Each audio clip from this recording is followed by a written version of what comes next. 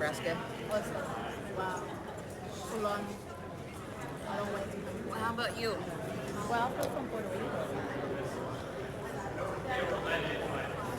Yep.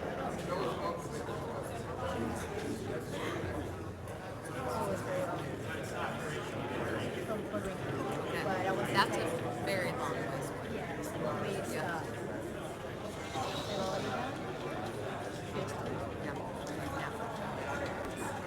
Give me a second.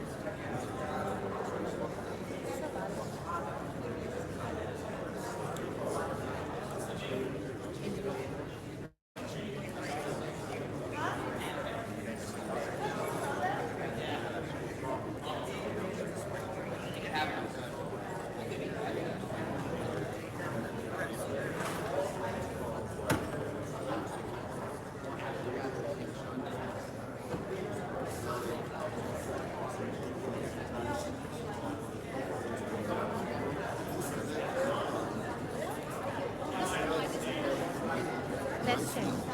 No, it's going on. Look. No, I know, but That was on the floor. Look, it's on. That was on the floor, yeah. that was connected. Wow. Yeah.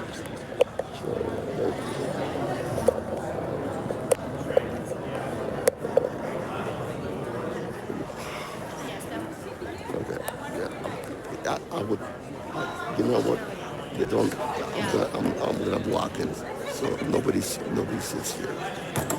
Okay.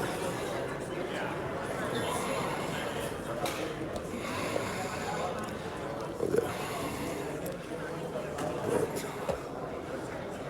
This is good. Okay. Yep. Are you ready?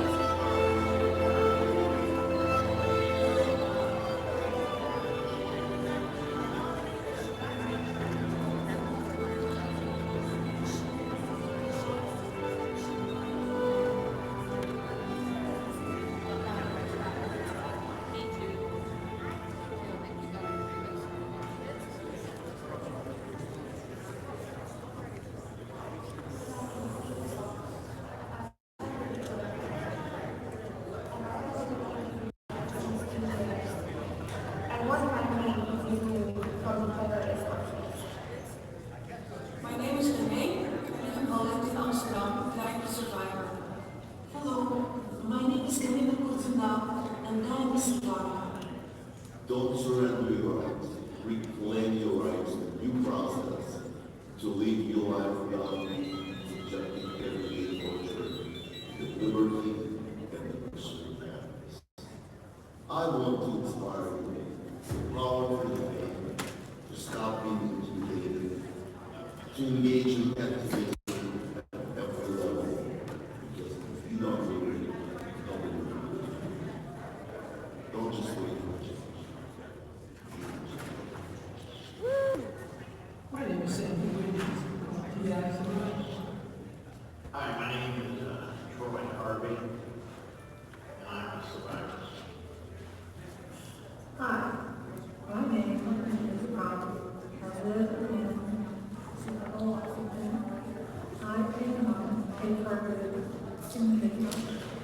Hi, I'm July House, and I'm a Target individual. I'm on the board of directors of Target Justice for the challenging and rewarding position. I look very forward to all this free.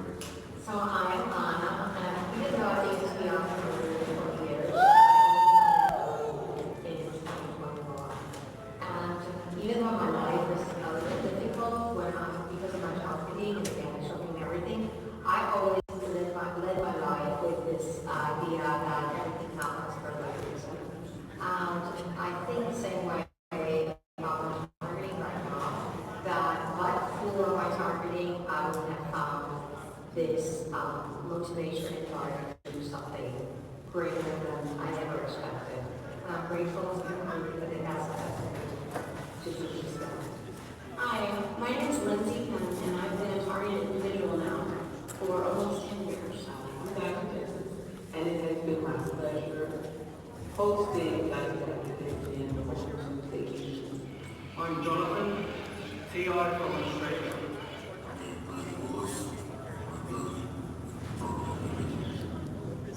My name is Edward. I live in the States, and I am a targeted individual. My name is Edward, and I'm targeted for 18 years. I don't know what you will and I really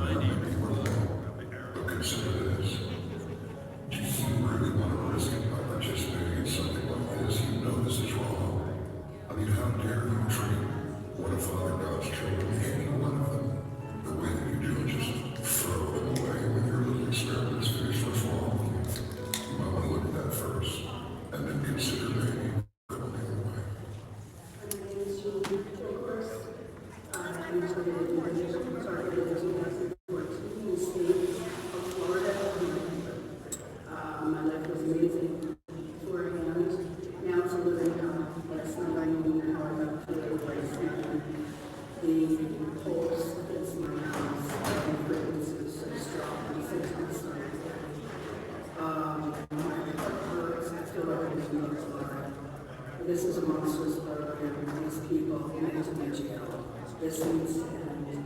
And the law enforcement breaching the law need to turn in their badges. To any TI out there, it's a long order, one foot in front of the other, day by day. This is being exposed. They will pay. They will all be jailed. Thank you. Hi, my name is Simone, and I'm a targeted individual. My name is Tori, and I'm a targeted. I'm Kimberly Michael, and I'm a targeted individual. I am Angel Collins, and I'm a targeted individual. My name is Chris. I'm from Michigan. I'm a targeted individual. My name is Martin Mason, and I am a targeted individual. My name is Manish Rodriguez. I am a targeted individual. My name is Jared Lexi, and I am a targeted individual. My name is Anthony Morrison, and I'm a targeted individual. I am Moses, and I'm a targeted individual. Hi, my name is Priscilla, and I'm a targeted individual.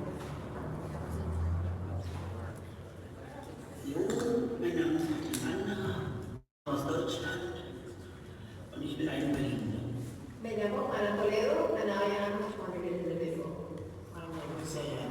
I am targeted by voice discovery technology. My name is Ann Stanowski. I am a targeted individual from the course machine. I am Heather Newbegin, and I am a targeted individual. My name is Cassandra Fryer, and I'm a targeted individual. My name is Gabrielle. I'm a targeted individual. I live in White Minnesota. My name is Ellie Soon, and I'm a survivor. Hello, my name is Denisha Lewis. I reside in New Orleans, Louisiana, and I am a target individual.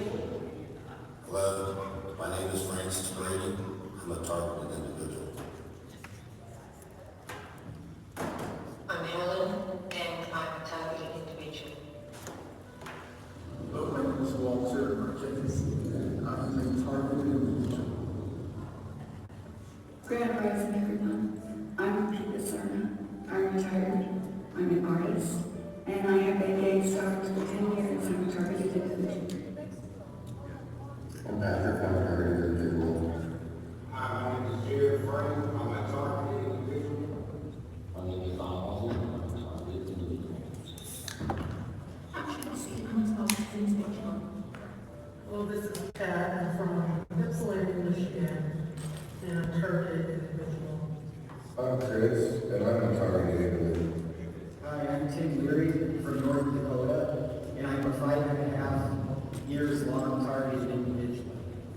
Hi, my name is Ronnie, and I am a targeted individual in gang stalking. I am Isidro Abascal Montano, and I am a targeted individual. I have been an individual target in Denmark from 2017. I'm Don Siegel, 6 years old, Tennessee. I am a heavily targeted individual. My name is John Ketchum. I am a targeted individual. Hi, my name is Catherine, and I am a targeted individual. My name is Scott. I was put on the first screening database list and targeted since 10/3/2021. Hi, I am Stephen Strobel. I am a targeted individual. My name is Ken, and I am a targeted individual. My name is Chris, and I am a targeted individual from Salmon, Idaho. I am Sharon Wilson, I'm a targeted individual. Hello, my name is Daniel. I'm from Nancy, and I'm a targeted individual. Hi, I'm Richard Lighthouse, and I am a targeted individual. My name is Rodney, and I'm a targeted individual. My name is I'm Ferdinand. I'm from Grace, and I'm a targeted individual. My name is Matt Doris, and I am a targeted individual and a strong survivor.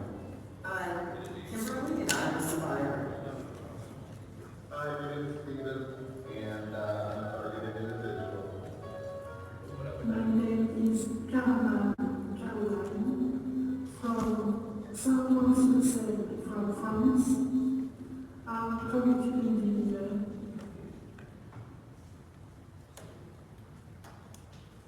I'm Original Mundo. We are targeted individuals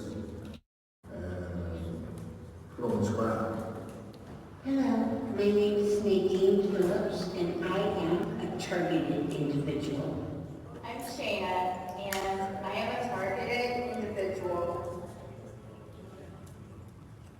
My name is Everett, and I'm a targeted individual. My name is Tyler. I am 58 years old, and I am a targeted individual. I'm Dr. Samara, a 67-year-old woman, non-consensual human experimentation, severe torture, and electronic harassment. And I'm a targeted individual. My name is Annika Nicole Snelly, and I'm a survivor. Hello everyone, my family actually are from Malaysia, and we will not give up. Hi, my name is Alan McGarrett, and I'm from Dr. Victoria from Australia, and I'm a targeted individual. Hi, my name is James Lee, and I'm a targeted individual. I'm a targeted individual. My name is Wesley Root, and I am a survivor. My name is Catherine Wertz, and I am a survivor. My name is Christopher James, and I am a targeted individual. My name is Rosanna Valdez, and I am a targeted individual. Hi, I'm Cynthia, and I am a survivor. Hello, my name is Taylor. I'm a targeted individual. Hi, my name is Anita. I'm a targeted individual. My name is Jennifer, and I'm a targeted individual. I'm Lynn, and I'm a survivor.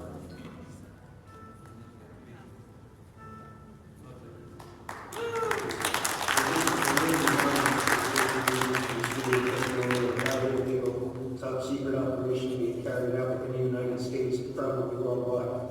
This operation is carried out using directional weapons, voice to skull, and remote neural monitoring. I'm targeting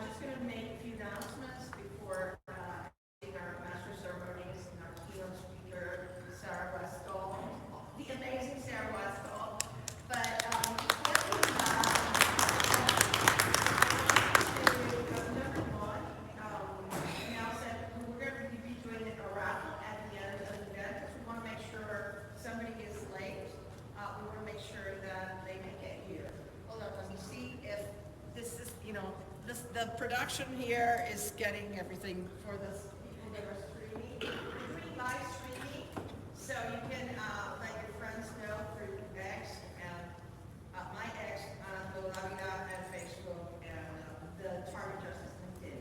So that's the raffle happening tomorrow. Please, for those of you that weren't there today, you saw the awesome energy. We're going to be in Shreevers. We're only going to do Shreevers tomorrow with the banners, and everybody that can be there, please be there at 6:30 a.m. You already know how to get there. You came all the way here from afar, like the 3 kids. Well, this is your chance to just go make an effort to be there.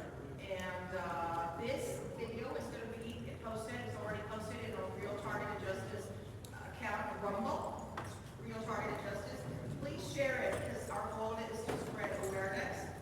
And just one little thing is we're going to need a little help cleaning up at the end of the event. So if you could please be so kind, 10 of you stay behind and help us just take the covers away, just make sure that the garbage is out. It really help us, because as you know, this is a grassroots effort, and every one of you counts. And the most important announcement is I congratulate you all for having come here, because I know that the obstacles that were put in front of you were very, very tough, and you made a superhuman effort to be here. So I just want all of you to give yourselves a huge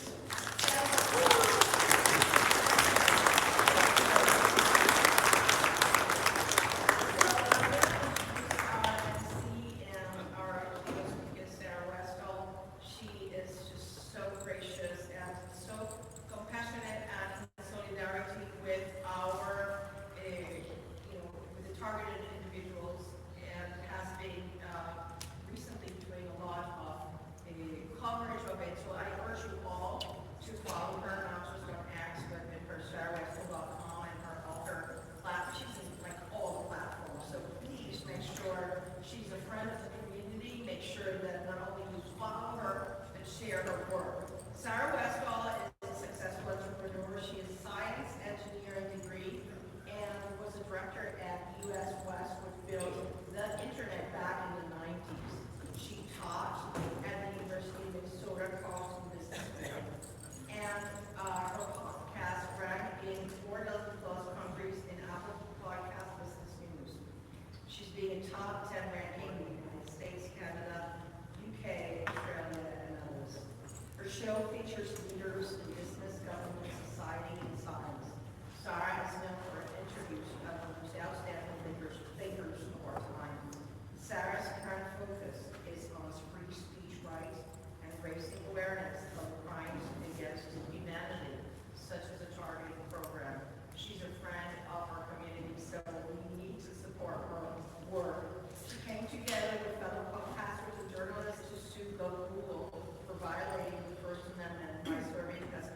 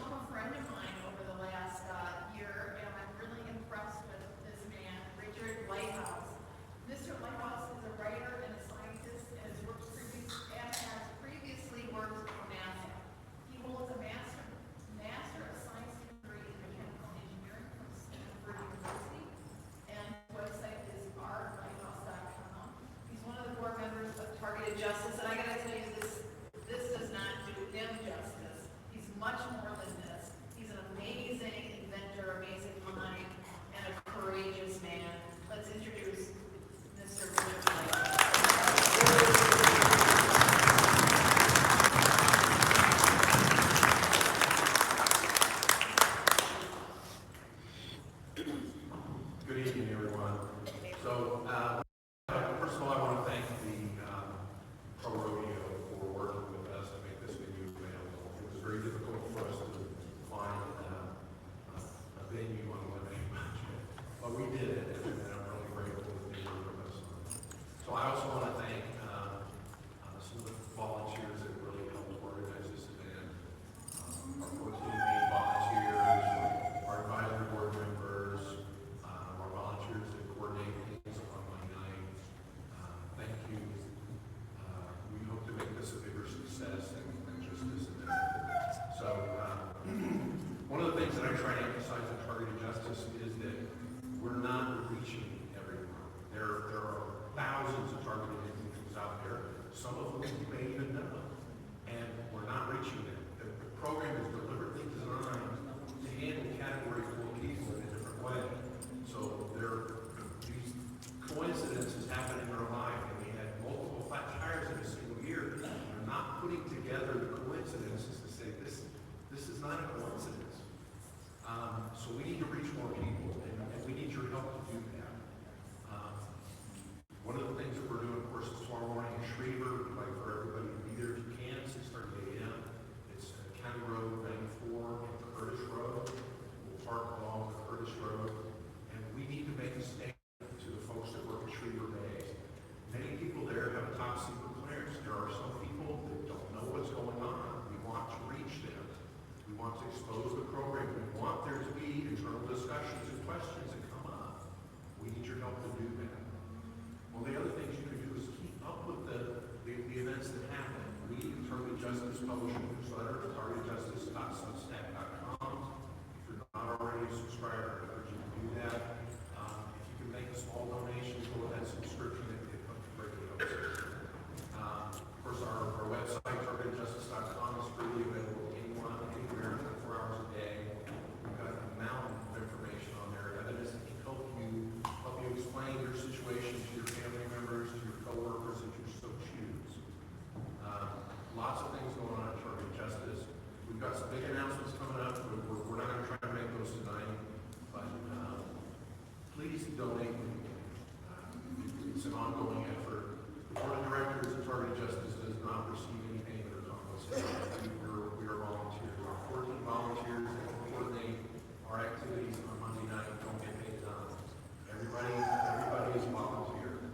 So if you could donate to help us get through very expensive things like our recent Supreme Court filing, you cannot imagine the amount of money that costs just to do a single filing in the Supreme Court. It costs a lot of money. The postage, the overnight mailings that we have to do, the constant responses that we have to do, we've got to send things out certified mail to lots of people. It's not free. So please donate. We're very pleased that Sarah Westall is in here tonight, and she's far more charming than me, so I'm going to turn it back over to her. Thank you.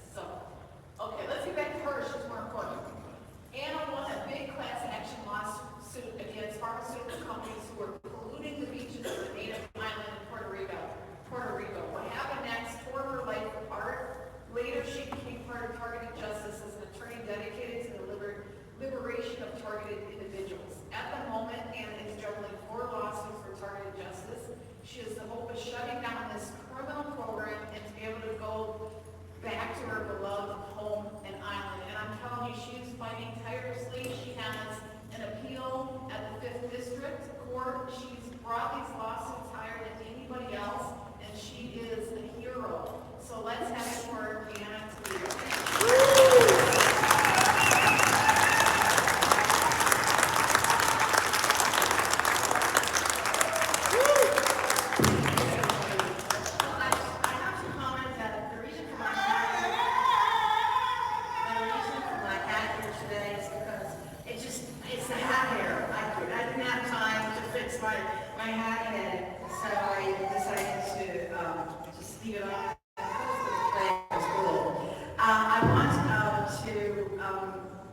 In spite of this all, it is a beautiful place. It is a beautiful community to have everybody here, to be able to freely speak about that which we know so much, which is this atrocious program that has stolen so much from us. But even though it has stolen so much from us, we have the attitude that with which we have accepted it and endured it has given us back. It is, I think that a lot of what I have to be grateful for is that before, as I've told many people, I had a really fun life, and I didn't have many worries. Despite, the gang stalking, I didn't even know what was happening because I didn't notice it. But I would ask God, please teach me these things that are so hard to learn, because it is only through emotional and physical suffering that you learn them. For example, detachment from material things. Well, when they take pretty much not everything, but most everything away from you, and you're still standing, and you still have the capacity to smile and laugh at a joke, you realize what's really important in life. It's not those material things. And the good part is that we're going to be able to regain many of them when we are standing in front of a jury of our peers, testifying about the atrocities you have to go through and being compensated for them. So the good part is that we already learned detachment. We already learned what it is to not have those things we were used to, and we're still okay. We're still standing. We are stronger. What doesn't kill you makes you stronger, said Nietzsche. And that's exactly how I see this program.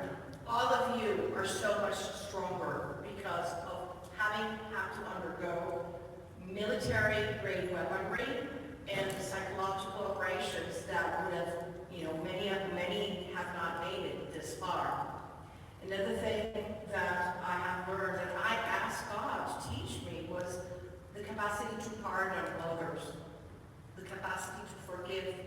And that is something that this program has also taught me. I have been the victim of a lot of attacks from people that don't even know me. And I have been able to forgive them because I know it's mind control and it's a technology. It doesn't come from God. And that makes it easier for you to forgive. Most importantly, living in the now. Right here, right now, I'm okay.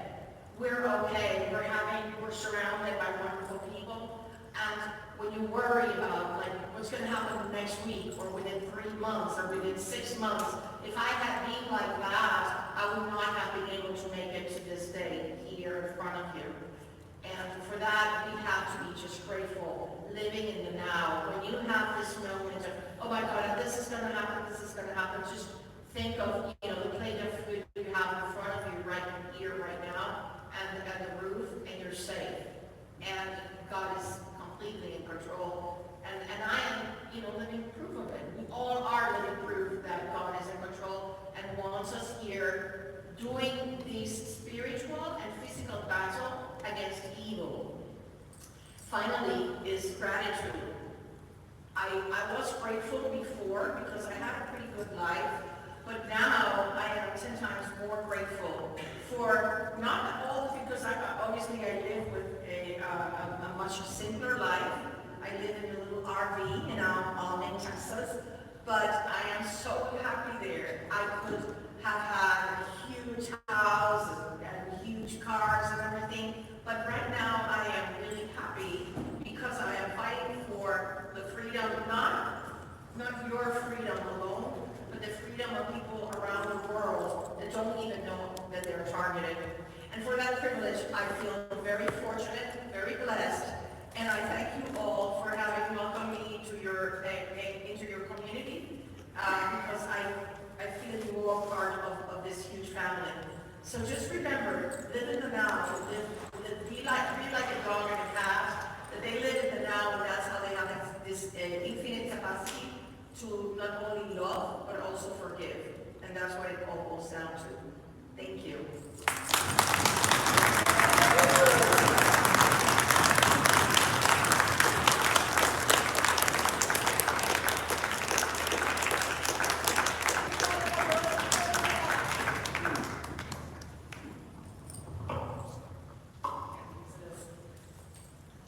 It's my turn, I guess. A lot of you probably first knew of me from the Mind Control Fifth Generation Warfare series. I've actually been around for a while. I've been doing this for about 12 years. And I was shut down everywhere back in 2019, 2020. And I had a fairly large following on YouTube. I had about $130,000 back in 2019. That was a big channel. And there was a group of us that, I don't remember if you remember in 2019 where a whole group of people got taken down all at once. I was one of them. And a friend of mine, Zach Voorhees, the Google whistleblower, some people might know who he is, he called me up and said, Sarah, we got to do this lawsuit. And we decided, yeah, we're gonna sue Google. And there's 15 of us, and amazingly enough, us 15 people had more views than the mainstream media. We were making a difference, and they needed to shut us down. And they did. They shut us down. We moved to other platforms and are working to grow.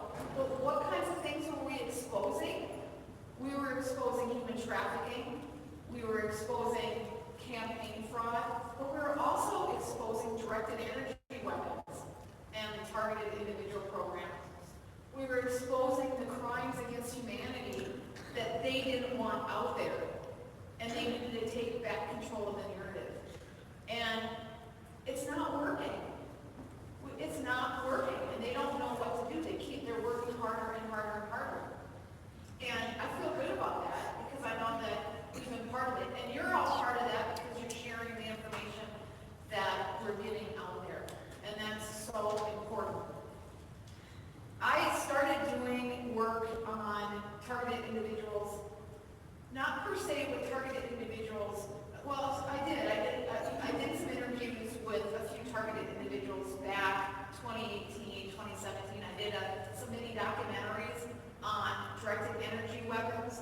You know, I talked about the voice of skull that was happening in Iraq. There were other things that were happening that you could tell they were doing experiments on people and communities where, you know, Rwanda, where that one group of, one village attacked another. They didn't have that in them to do that. They were peaceful people. They were doing a peaceful protest. And then all of a sudden it turned into a slaughter. There were other examples of that. I was covering that at the time. I don't think they want people to know. But what I've noticed through the years is that it's ramping up. It's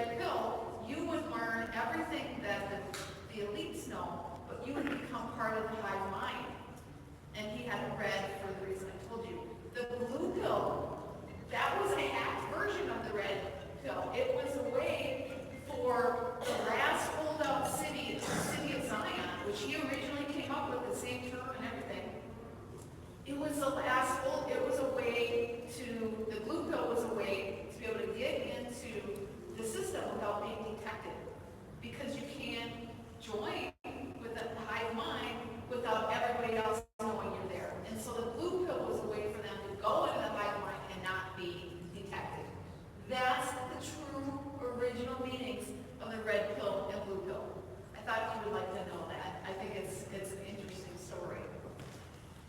So why do I think that is meaningful? And how many of you saw my Mind Control for Generation Warfare series?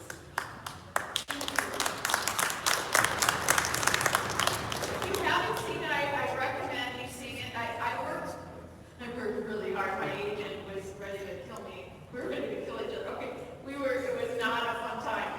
But the goal of that was to bring in as many people as I could find who were very credible, the best experts I could find were credible, that could come and explain what we're dealing with right now. Not just from targeted individuals, which you guys are a major part of it, but the fifth generation warfare that we're living through in our society. This campaign, the weekly weird things that happens once in a decade happening every week, that kind of stuff. We're living through a fifth generation war, a mind control game. And the point of that was to bring in experts, and each area could be a whole college degree on its own. You know, I brought in a military expert to talk about what really fifth generation warfare is. And maybe I'll tell you, fifth generation warfare used to be, warfare was the combat between different military, different people, soldiers for a narrow political goal. Fifth generation warfare, it targets you. It's your mind, your body. They're bypassing everything and just going in and controlling you to win the war. What does that sound like? It sounds like the targeted individual program was what they used to build up the fifth generation warfare things that they're doing now. Okay? And that's what we learned. And another thing that I learned in this series is that it doesn't, and I know for all of you who are out here, we're all varying degrees, right? Some of us have human defenses that their more advanced weaponry doesn't work on. And so you are now even more targeted. They pick you to figure out, I'm almost positive on this, how do they get around the human defenses? And so they work really hard to figure out how to manipulate you, and why is it not working? And even if you can hear the voice of Skull, what does it take to crack you? What does it take to keep, why do you keep fighting? You know, that kind of stuff. They want to figure you out. Because you are the experiment. And it's not going to stop with you. It's going to go, like we're seeing with this fifth generation warfare, it's not going to stop with you. It's the entire society that they're after. And that's why I said, when we fight this, it's really important that we don't let up. Because literally, all of humanity is on the line. And one thing some of the things I did in the fifth generation warfare is to share what the technology is and what they're capable of doing. How far it is. I didn't go all the way because I wanted to create this huge umbrella and allow people to understand it, right? I have a tech background. I helped build the internet back in the day. At US West, we had upwards of 90% of the internet, and I was responsible for the systems and network design of that part. Enterprise was the high-speed networking division. Everybody wanted to partner with us. I didn't know what I was part of. I thought I was just building this cool internet. Right? And it still is cool. It's allowing us to communicate. But it also taught me a lot about technology. And I understand the technology at a deeper level. And I feel like I have a responsibility to share with others what can they do. Neuroscience has gotten to the point where it's blending with engineering. Right? Biology and engineering is becoming, that's what Giordano said. And the deep state, they're blending engineering, and your body and engineering is blending.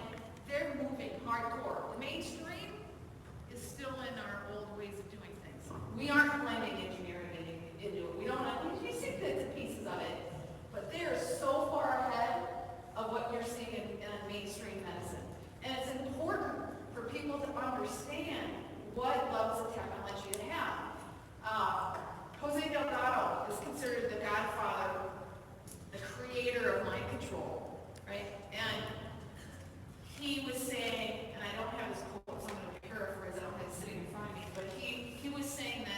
It's a liberal construct that you have control of your own mind.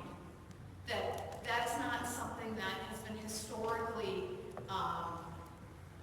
normal, and that we don't, as human beings, shouldn't have control over the development of our own mind. This is how sick these people are, okay? That's where they're at. And he also said eventually human beings are going to be like robots. Like we're generals and soldiers on the battlefield are going to be like robots, and we will control them from remotely having them do whatever we want them to do. That's what he was saying back in the 70s, okay? That was 50 years ago. His projects went dark, and they were working on, it was probably part of MK Ultra type stuff, but they've been working on this kind of technology for over 50 years. And back then, they were already able to control monkeys, control a bull. There's a famous video he had of a bull in a bullfight where he's able to control the bull with just a chip in his brains. Okay? So this has been going on for a long time. And to wrap this up, because I've been typing for a while here, I just want to impress upon you how important you are and how courageous you are, and to know that you are the battlefield, and you're at the very forefront of this, and to never give up, because we need you. We need you to keep fighting. We need you to keep communicating. We need you to keep finding people and keep informing people, because this program is growing and we need to stop it. Okay, so thank you so much for being here and for supporting all and everybody here.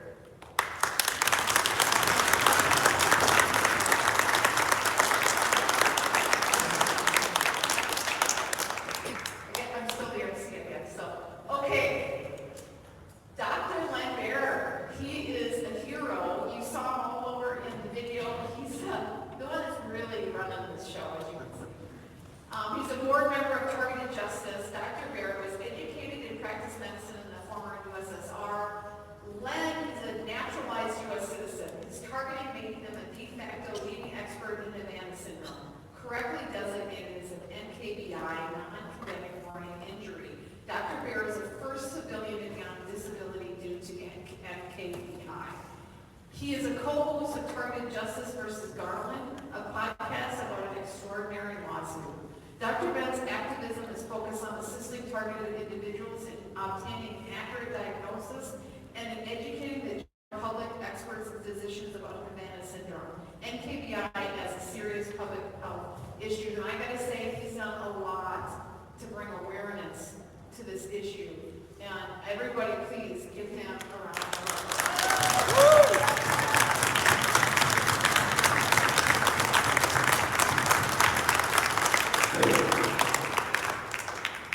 Good evening, survivors. I want to tell you, all of you are here in our common shared history. This is a historic event. You are part of this, so congratulations.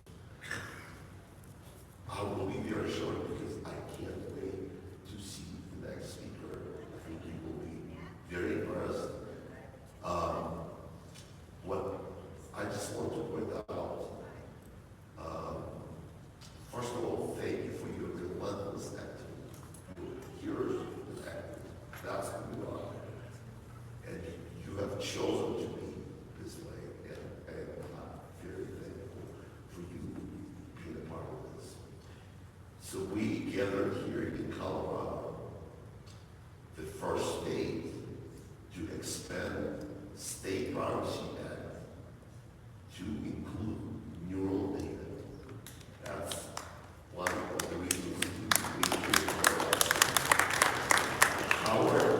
However, it really doesn't go far enough. It doesn't really help us today. So, ironically, Colorado is also the state where the Schriever Space Force base is located, which is operating satellites that track you and attack you. So the positive news is that, I mean, we're all fed up with this program, but the positive news is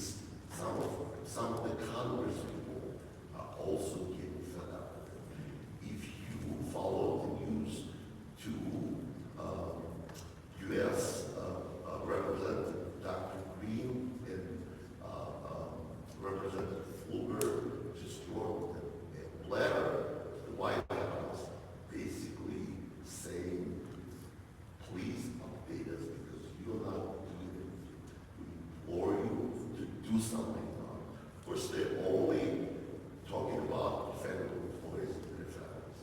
But remember that even in the government database, there's civilians, there are federal members, including 15 children.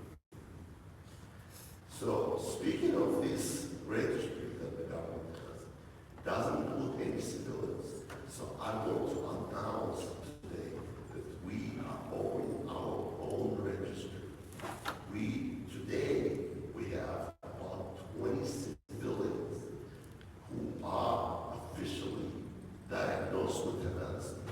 So the government wants to treat it as an event. So an anomalous health incident is an event, but it's not a diagnosis. What happens to the brain? The brain gets damaged by this act. So what's so-called event syndrome is a form of traumatic brain injury. But trauma is not from a concussion, mechanical event. It is from the energy damaging the brain. So,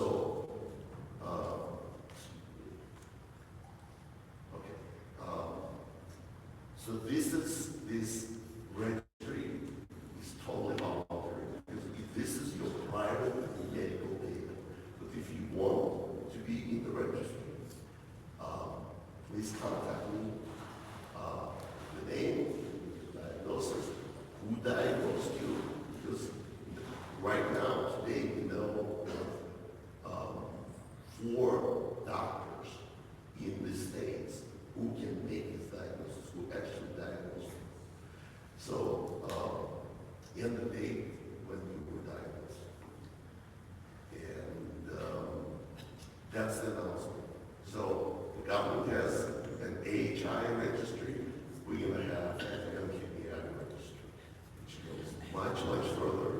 It's more important because it includes the effects of these attacks, which is very degrading, very debilitating to your brain, and especially if children are attacked, that we have diagnosed children also.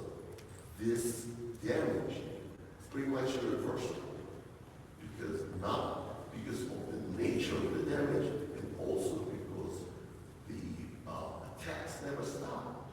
So you can't really start any rehabilitation, any healing if you are, it's like doing a band-aid on a bleeding wound. So that's positive. All right. That's all I want to say. Thank you very much for your support.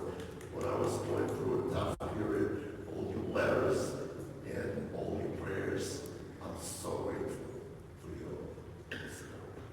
Sarah.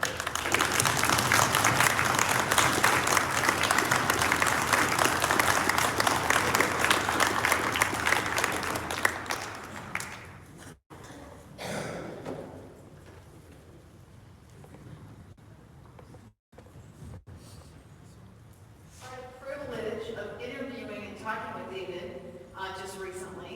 He's our next keynote speaker, Professor David A. Hughes. He's a very courageous man. He's earned his master's degrees from Oxford University and holds a doctorate in German studies and international relations. David is most known as the author of COVID-19, Psychological Operations in the War for Technocracy, Volume 1, which seeks to provide the big picture regarding the shocking transformations of our society into an IT bio-nanocognitive technocracy, which is the program. In his COVID-19 book, David describes a group of people that we call targeted individuals, which is now an area of his research interest. So here is Dr. David Hughes.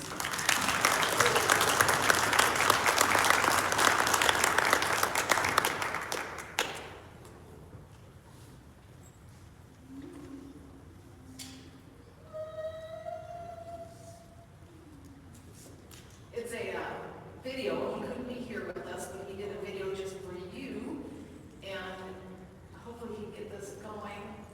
Goes.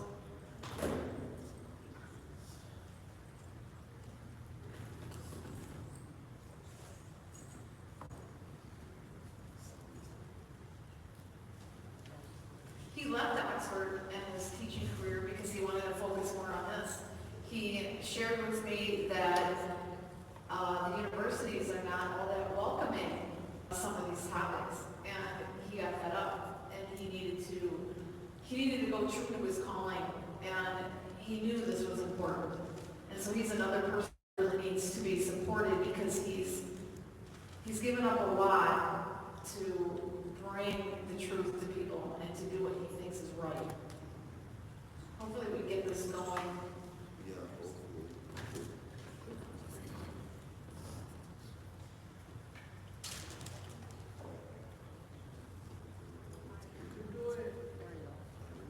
You can do it. Arnold, who said that?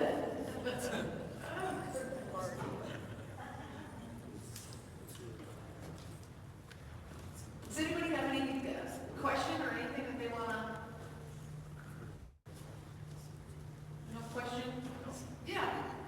I was interested if anybody knows how they use the power grid as part of this and how like dirty electricity and that kind of thing ties into it, because I've heard that has to do with it. And I know that I have sleeping problems, and late at night I hear my appliances start buzzing really loudly. And I opted out of the smart meter, but they still gave me a digital meter. They say it's an opt-out meter, but it's still, I told them it's literally a smart meter with the words opt-out printed on top of it. Well, I'm not, maybe Richard will answer this, but I want to say that I've done some research into this, and they're calling it full spectrum dominance, using the ionosphere in every single part of our atmosphere to do this in their own words. In their own words, that's what they're doing. Richard, do you want to answer that question really quick?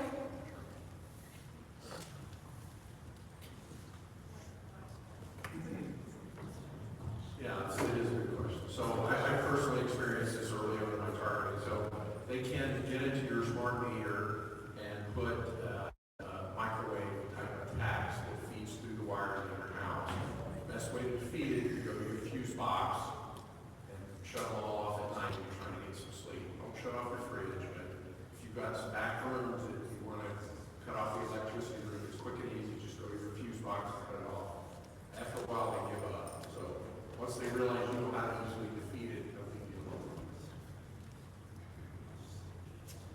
But is it also a way we can prove, that the attacks actually exist and to actually hold someone accountable?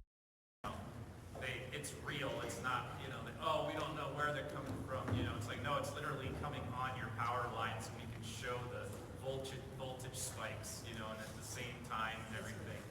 So it seems like it's hard evidence to use. That's correct, but it's not necessarily something you can pin on the electric company. So you can put, if you want to get more sophisticated, you can put what are called high and low pass filters for your electrical box that will block all of their ability to do that. The reason you don't see this as a very common problem is, although we do regularly hear about it, we tell them just flip the switches on your fuse box. If you want to put in pre-filters on your fuse box, you got to contact the electric company and have them shut off the power, and you can put in these special filters that will block it for your whole house. And then there's nothing they can do to get past it. So you can also do some post-filtering where you plug in these little boxes into the wall, and it'll filter a lot of that. It's not 100%, but it is modestly successful. The fixes are very easy, and that's why you don't see this used a lot. The quick and easy explanation we give most folks is just go to your fuse box and shut off the power room you want to sleep in, and use candles in those rooms. It's an easy and quick fix. Or is it just a symptom itself of, being surrounded by the frequencies, and so all the other electronics too, basically, so it's just static on the lines pretty much from the fact that you're being beamed with, That's a good point, but fortunately we know that there's insulating coverage over the wires that carry, so it's not impossible to put signals in it from externally, but the insulation and covering of the wires will filter out a lot.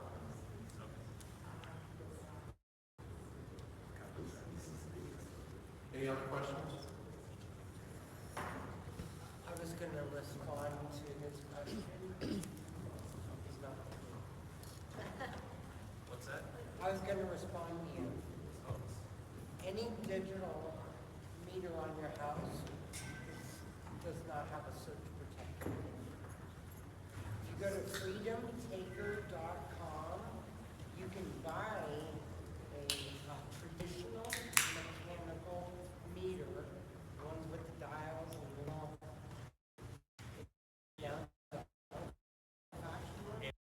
Yep, analog meter for $85.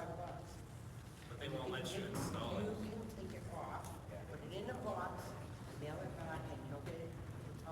Where's the stickers? Okay. Thank you. Thank you for that. Okay, we're going to go to our next speaker. And hopefully maybe we'll get it to work. Otherwise, you'll have it up on your website. Craig LaForest, born in Sydney, Australia, his career in sales, marketing, and operations brought him to Los Angeles in 1983. Craig owned his own logistics operation business in the early 1990s, handling cruise ships while in French Polynesia. He returned to Sydney in 2011. Craig has been targeted for 35 years and is tortured daily by the criminals of V2K and remote neural monitoring technologies. In 2019, he became a board member of Brussels ICATOR, the International Coalition Against the Torture and Robotization of Living Beings, and that is what they're trying to do. And has volunteered his time for Children's Respite Foster Care, the NSW Cancer Council, Mercy Ships Australia, and Neuroblastoma Australia. Everybody give a round of applause for Craig.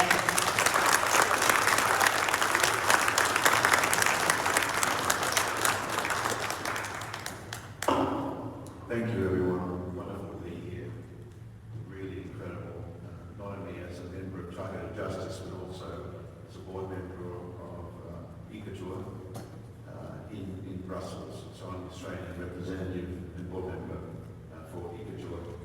So the following words, I would typically not use notes, but the following words have been put together by a very dear friend of mine from Perth in Western Australia, and myself, so I want to make sure that I give credit to Sharon. Most of you would know her as Lisa on Facebook, and she's an absolutely wonderful human being. We are both warriors, passionate about people and the privilege of life. We love music, travel, and we fight against the burdens so many go through in the world. Our journeys have been interrupted because of the idiocy of V2K technology and remote neural monitoring. It is with great sadness and sorrow that today we acknowledge and honour the passing on July 8 of our dearest Robert Duncan, or Dr. D, as he was affectionately known by many. It was an amazing experience for me. I spoke to him 1 hour before he was murdered by regular energy weapons. In psychology, a person who is a bit of a mystery is called an enigma. We think Robert would like to be remembered by that name as an international man of mystery. Robert was quite a character, although he tempered all he did with integrity, dignity, and good humour. From his book, Project Soul Catcher, he often posted these very important words on his Facebook page. We think these words best describe how he would like to be remembered and honoured. Quote, a watcher over the human race, a recorder of man's deeds, and a keeper of his conscience. Robert was gifted with great intelligence. He was clever and kind. He held a BA, a Master of Science degree, an MBA, a PhD from Harvard University, Dartmouth College, and Stanford. He had worked on projects for the Department of Defense, the CIA, the Justice Department, and NASA. Robert was involved in the development of advanced AI, artificial intelligence. He was instrumental in the development of neurological weapons, and when he realised that these technologies were not for the betterment of humanity, Robert became a whistleblower for 23 years and an educator, and set out on a crusade to expose this wrongdoing and to try to save our species. It was such a noble quest. Robert is and was an accomplished author of 2 published books, and 4 others were yet to be published. He endured extreme scrutiny in trying to have his books published. Robert always maintained that the information he was privy to could be sourced from unclassified means. He had the intellect and knowledge to join the dots, so he remained a threat to the unfree world. Robert had enhanced communication skills and psychological resilience, and was gifted with intellect and wisdom beyond his years, an old soul. A mind that sparkled with brilliance in a jaded world, he touched the hearts and minds of all those blessed to have known him. His humble, generous, loving, cool, casual demeanour made it easy for him to make friends. He has many, many old and treasured, many new and regular followers on social media, including the esteemed science and intelligence community, and of course the target community. He spoke fondly of his dear family, with genuine care for their well-being. He recently spoke of the joy he was looking forward to in taking his dear mother for a visit to the coast to remind her of their loving family memories. For this was the innate nature of Robert. He will be remembered for his kindness, integrity, and his brilliant mind. He holds hero status for many of us. Robert was a king of hearts, a master of minds, and a soother of souls. For where there was darkness, he shone immense light. His mind was like liquid mercury, blessed with an abundance of intellect and the sharpest of wit. For those who followed his daily posts on social media, Facebook, Twitter, or who read his books, you would delight in the scope of subject matters he would cover on a daily basis. He had a unique ability to make really complex matters accessible for those with thinking minds. We would thank Robert often for his precious words as the technology perpetrators stretched our weary, tortured minds and bodies. Our dear friend Robert was taken too soon from us. Robert was our real-life Neo from the movie The Matrix. For Robert took the red pill, metaphorically speaking. For once you learn the truth about the world we are living in, you cannot go back or unlearn the inside knowledge. Sadly, not a blessing for our humanity, rather a bitter pill to swallow. Robert embodied deep commitment to the cause, the saving of our species. He understood the inner workings of neurological weapon development and the bigger picture he was privy to. Global dirty secrets, and he carried these across the burden of truth to his end. He was an enlightened warrior. He sacrificed everything for bearing witness to the cause of the targeted injustices being fought against by innocent civilians. For Robert exposed the program, the exponential growth of AI, advanced neurological mind warfare. Robert maintained always that he was only exposing unclassified information. He could always prove the source. He was exposing beyond comprehension the most heinous crimes against our humanity. Robert lived life to the fullest. He never wasted a moment filling his cup with life and enriching those whose lives he had around him. If you knew Robert, you knew you are blessed to have had him in your life. He gave much more than he took from life. Without a doubt, he has earned sainthood as a symbol of hope, a spark in humanity's eye. He was hoping to save his species as God created. Last year, in January, Robert visited me in Sydney for a week. It was a moment to remember when he walked out of customs at Sydney Airport and simply stood there with his hat on. There was a whole crowd of people. I was sitting about 10 feet away from him and thought, this is the man I've been talking to for so long. He looked around at the crowd which was there, and then he slowly looked down at me and he gave me the biggest, greatest smile. We'd spoken on numerous radio programs, calls together, but this was the first time we met. While the criminals talked about Robert, myself, and David Head, almost non-stop in my head every single day, Robert and I got to know each other really, really well. I introduced him to our beautiful city of Sydney. We went everywhere we could in the time we had. I heard from Robert the way these idiotic, cruel, evil programs were taken from him and are enjoyed by those who torture us. He volunteered so much to me, which I found so helpful.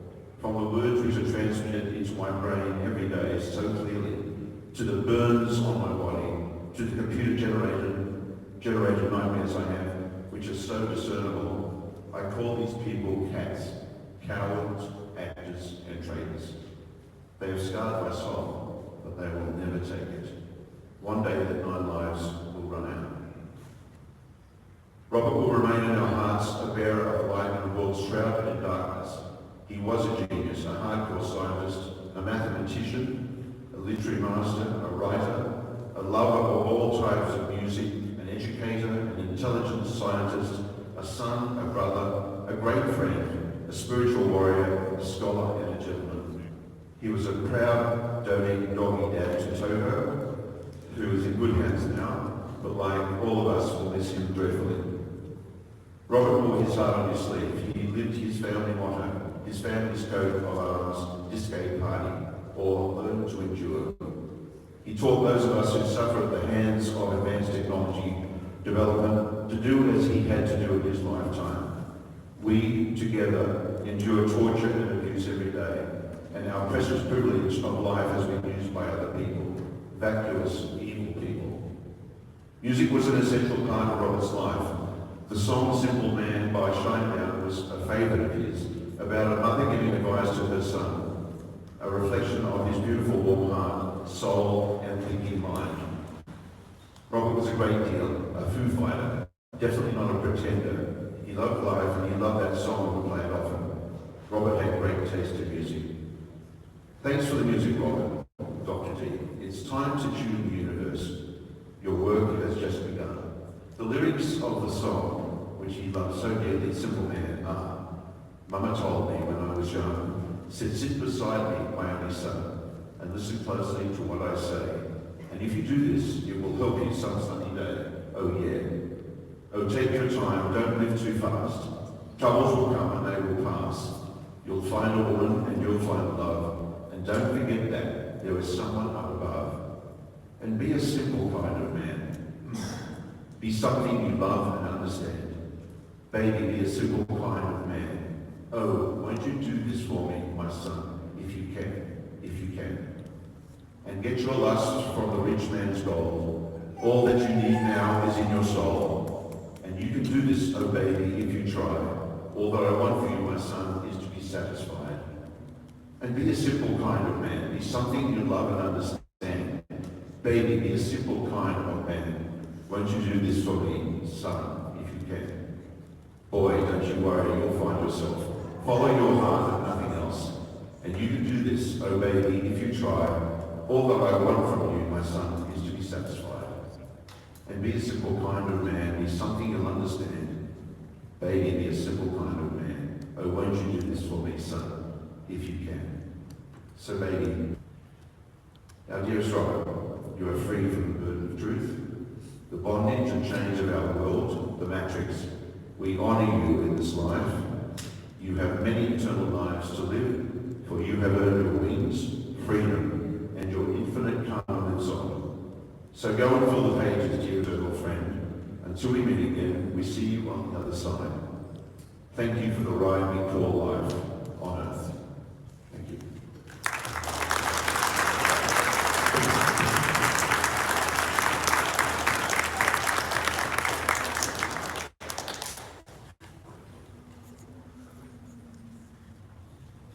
Our next speaker, Goji Justice. Before becoming an advisory board member at Targeted Justice, Goji worked as an assistant superintendent of the public schools, a principal of a juvenile facility, God, that's a lot of work, and as an adjunct college professor. I think the juvenile facility would be more work than the college professor. She graduated with a bachelor's degree in psychology from Pace University at 19, wow, and master's degree in counselor education from New York University. She's a humble woman who loves God with her whole heart. Goji is widely known in the TI community for a popular weekly conference call, Goji's After Dinner Jam, the Justice Action Meeting that takes place every Tuesday at 8:30 p.m.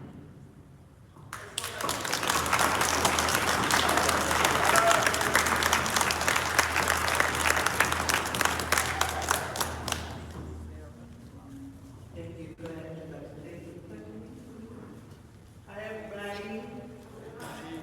I'm not going to be going long, but I did want to greet everybody. First, I want to say to Jesus Christ, thank you for giving me another day above ground on this beautiful green earth. And we know it's beautiful because God said it's inherently good. Okay, it's us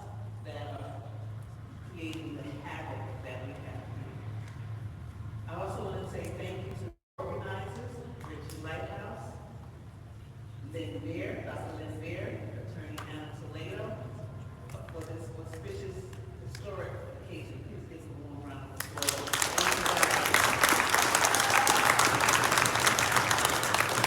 It takes courage and commitment for them, you undercover FIB agents. And that's just a quiet joke, but we know about some of the allegations and accusations, and it's absolutely absurd. All right, so we won't stay there. This program has toughened my skin, so to laugh at me, with me, it's all okay. Every day I wear my big girl panties and get up and deal with the assaults, the gang stalking, the assaults, electronic assaults, and everything that you guys deal with as well. I want to thank you to my esteemed colleagues for coming and sharing your expertise on this platform with me tonight, and for the experience you bring to the community. I want to, most of all, thank you for all the TIs, the ones virtually, the ones here that push past your pain to be here, to get something, to meet people, and to stand up and fight back. Give yourselves a wonderful fist stomping.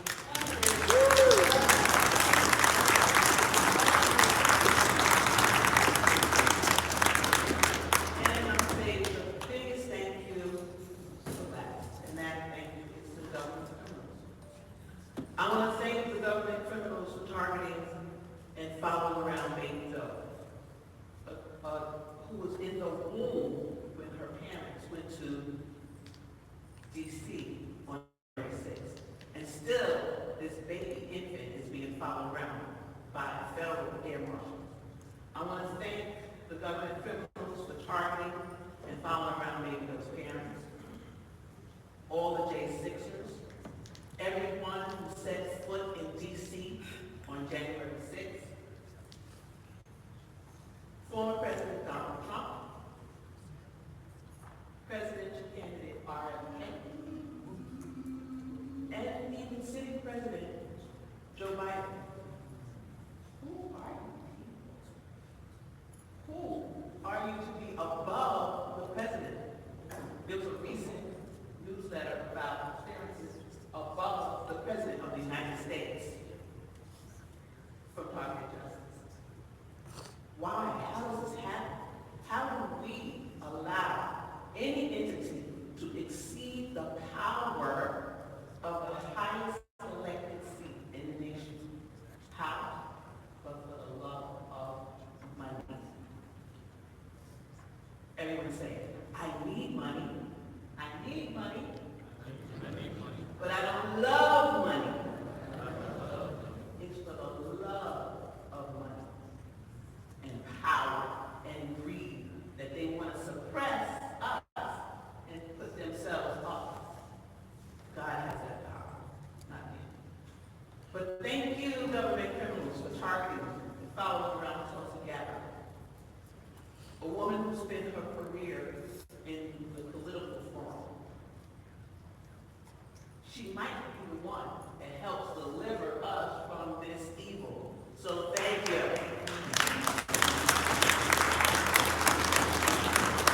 We know that agencies involved, other than those who put her on the quiet skies list, and other people that are impacted, that is more, it's more of a retaliatory than national security mechanism. Because when it's questioned, all of a sudden, it's classified information. And you're going to threaten or dilute national security if you push back on FISA, Section 702. If you didn't want to see the TSBB, okay, that's the pushback that we receive. Thank you for not doing what makes the most sense right now, which is to cut your losses and stop the program.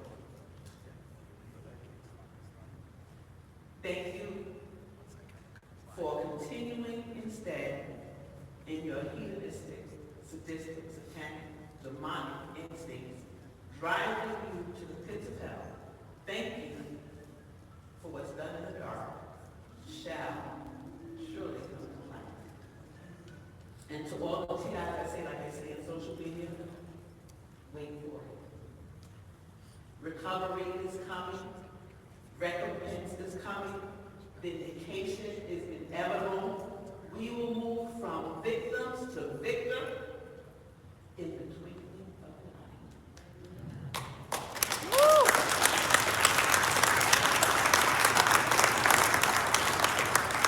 I'm nervous because I do a jam every week, but nobody's sitting in front of me. So.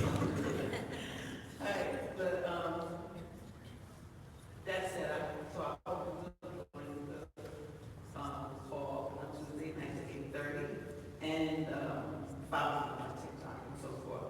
But I just want to say one more thing, getting back to those criminals, that we call them they legally are the hands we don't see. And I want to say this. You better think about what you're trying to do with me. Think. I want to play a little bit of it. This is Lady T. Lady Mama.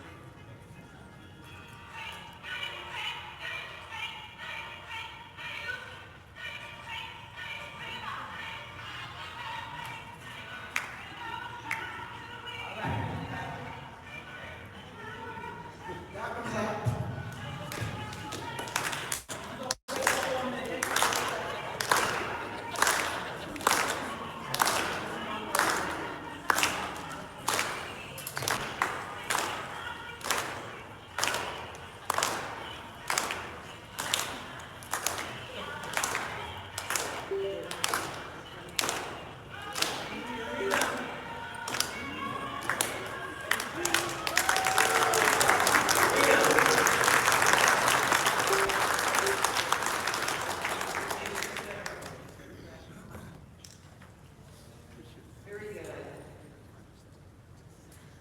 Our next speaker, Vladimir D. Elvera, PhD. He holds a PhD from the Manchester Business School in the UK.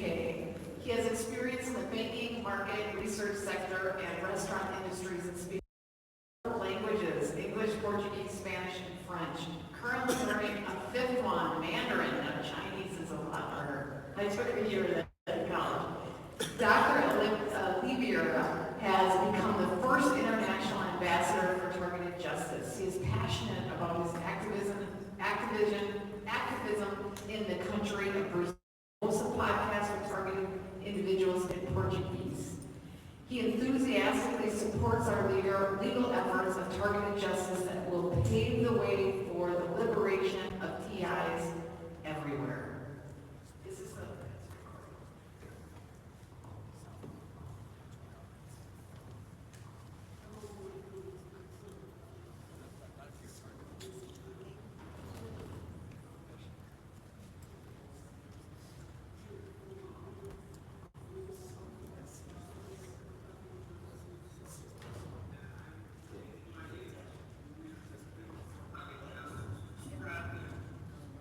Here in Brazil,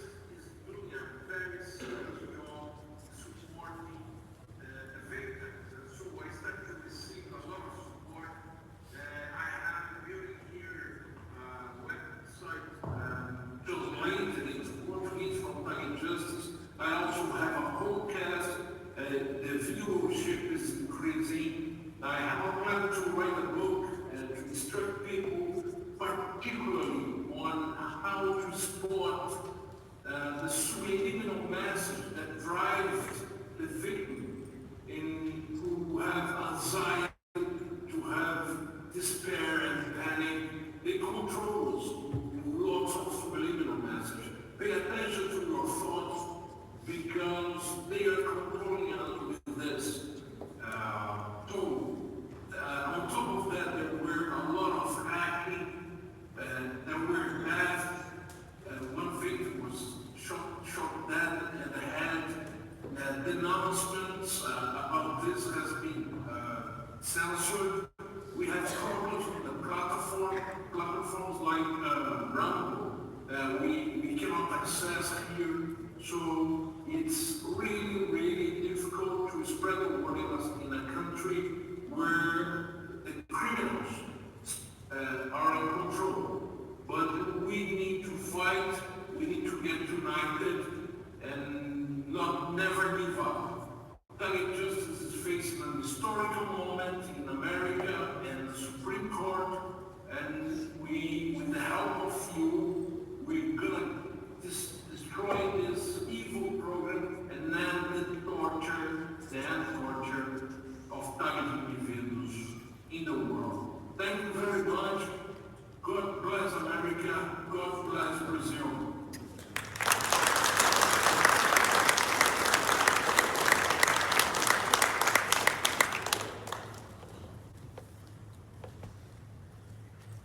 Now we have the pleasure of hearing Sally Priester, MD, doctor.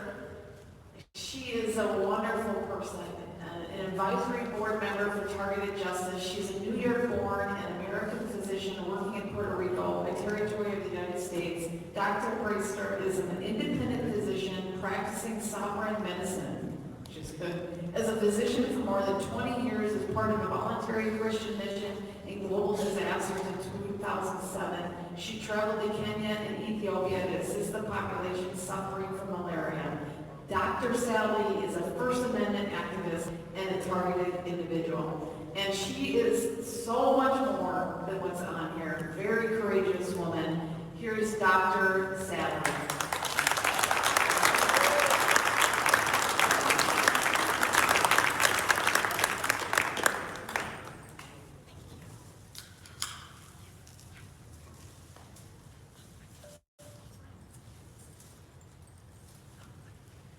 First of all, I want to thank the Lord for me to be here, surrounded by amazing people. So please.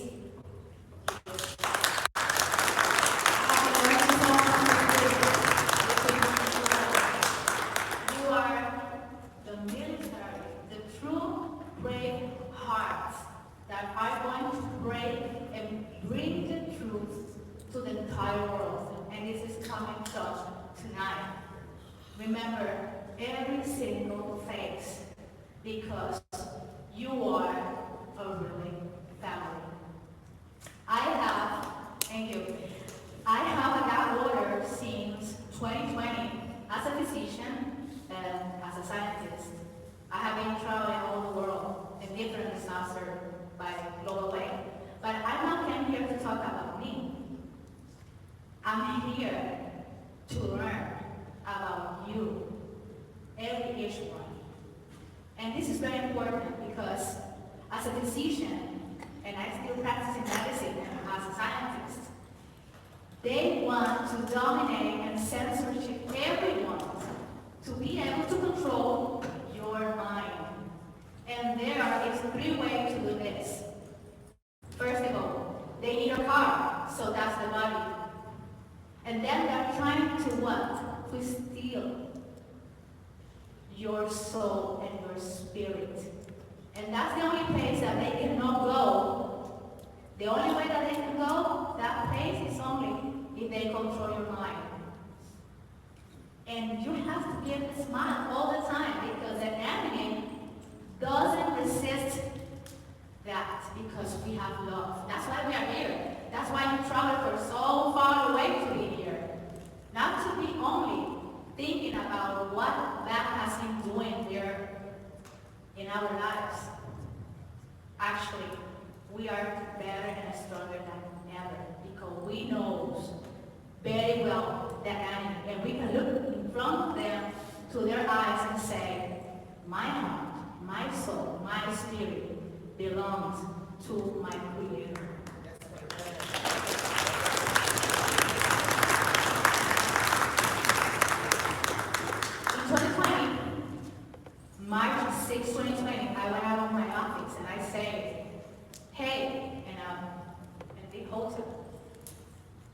PC are fraudulent. I'm gonna say everything as possible very quick. That doesn't affect my gag order, which is in Boston, in the first circuit. This is very serious. I'm the only physician in the United States with a gag order against my liberty of speech. If you are censored and your mouth is closed, how I can save life? When I went to med school, I never said, by Constitution, that's my right, my First Amendment. We don't have to quit the Constitution, First Amendment rights, to be a doctors. Did you understand that? So that's very important. If they did that to me, can you imagine? That's Sally Priester, Dr. Priester, is an example to how many thousands of doctors in the entire world for them to keep doing what they're doing. So, when I went outside and the lockdown, they started to put towers and antennas. Why do you need to lock down the entire world? If they do that again, my brothers and sisters, they are going to put 3 more and they're gonna have the victory over us. But we are here fighting for our rights. And we are let them to know that we are not gonna quit whatever costs to us to be here. That's very important. And I want to read something for you. Besides, did I understand better the patients right now? The data say that every single 10 patients that you have, 7 are psychomatic. No, you have a diagnosis, and soon they have to recognize that.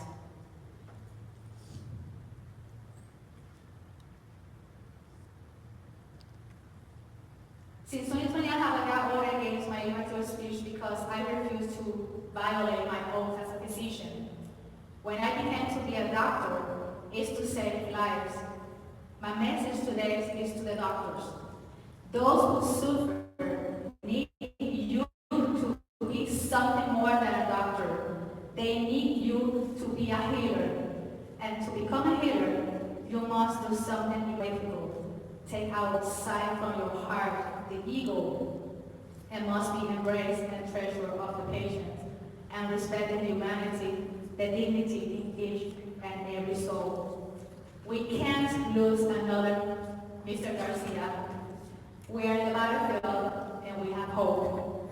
Thank you for being brave hearts. God bless you all.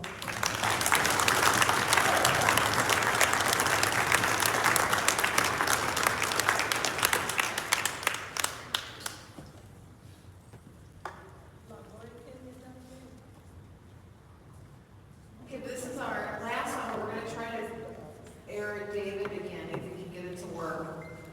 Dr. Anna Mahalja is an MD, PhD, and is an advisory board member for Targeted Justice, and a board-certified internal medicine physician with a PhD in pathology with over 20 years of clinical experience. She's an award-winning author of the book Light Medicine, A New Paradigm, the Science of Light, Spirit, and Longevity.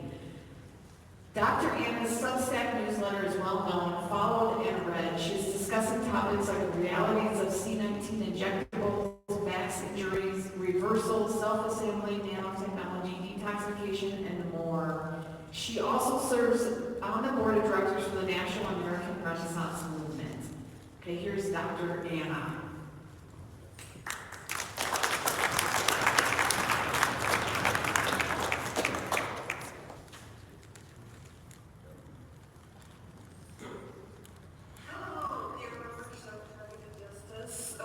Thank you so much to the organizers, to Richard Lighthouse and Toledo and Dr. Ledbear for inviting me. My name is Dr. Anna Maria Mihalcha. I am an aging specialist. I have been movement to expose some of the self-assembling nanotechnology that was in the COVID injections and our dental anesthetics and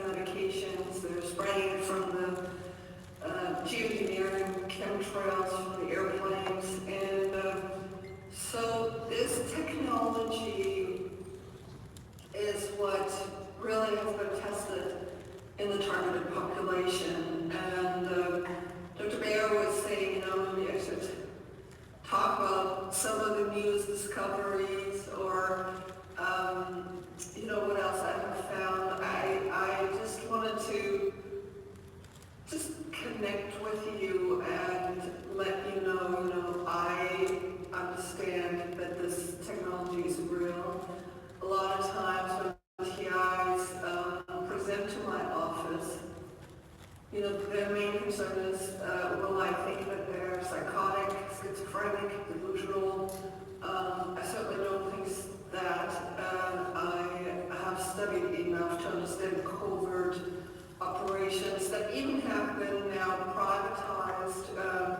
And so what is going on is an atrocity, tremendous crimes against humanity, of which the targeted community has been a victim of for a long time.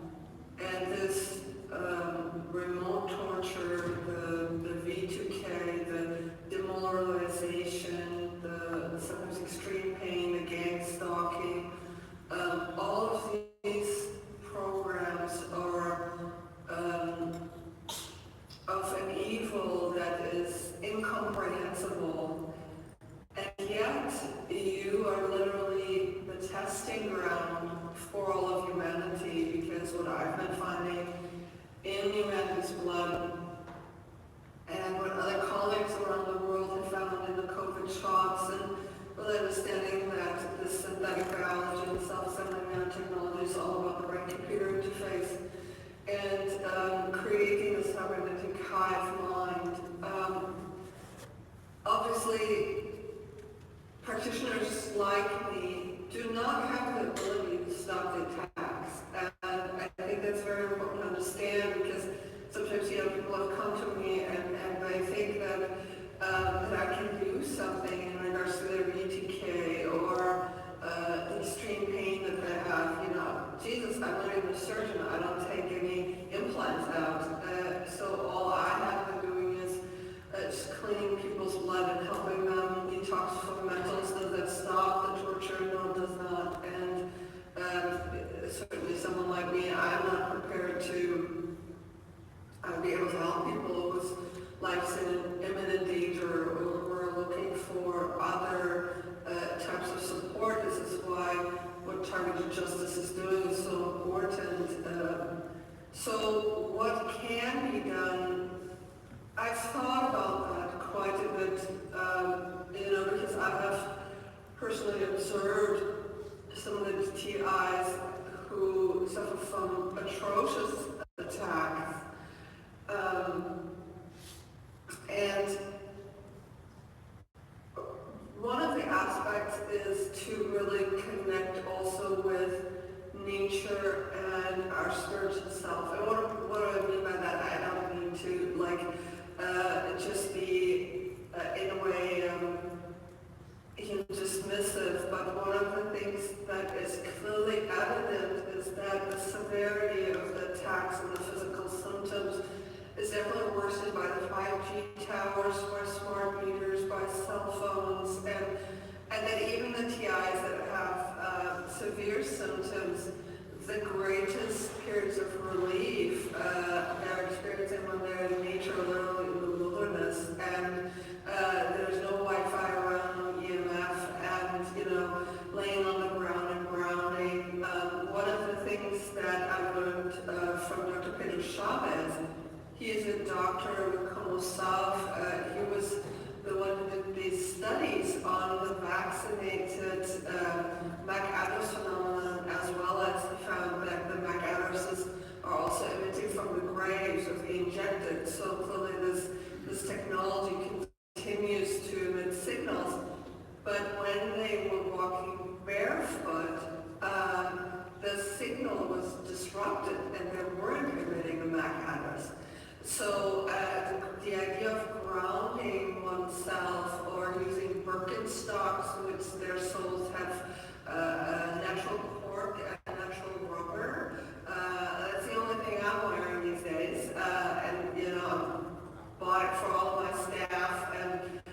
like, I don't care about fashion, let's just all deactivate the technology. So that is definitely a possibility, and obviously it's very challenging for people to, if they're living in a city or in an apartment, to get rid of Wi-Fi, but it makes a huge difference. At least if you can get, instead of a smartphone, a Nokia phone, for example, that's a track phone, where you can take the lithium battery out, because the phones continue to transmit your biometric data, as well as they can attack you even in the off position. The other thing that I've personally had experience with, I had a cyber warfare expert, former intelligence, just kind of sweep my office and my house. And what I learned that, for example, a laptop doesn't just have one camera, but it has multiple cameras at the upper level there, and you cannot see them because they're infrared cameras and LiDAR detectors that are also using infrared signals through the retina,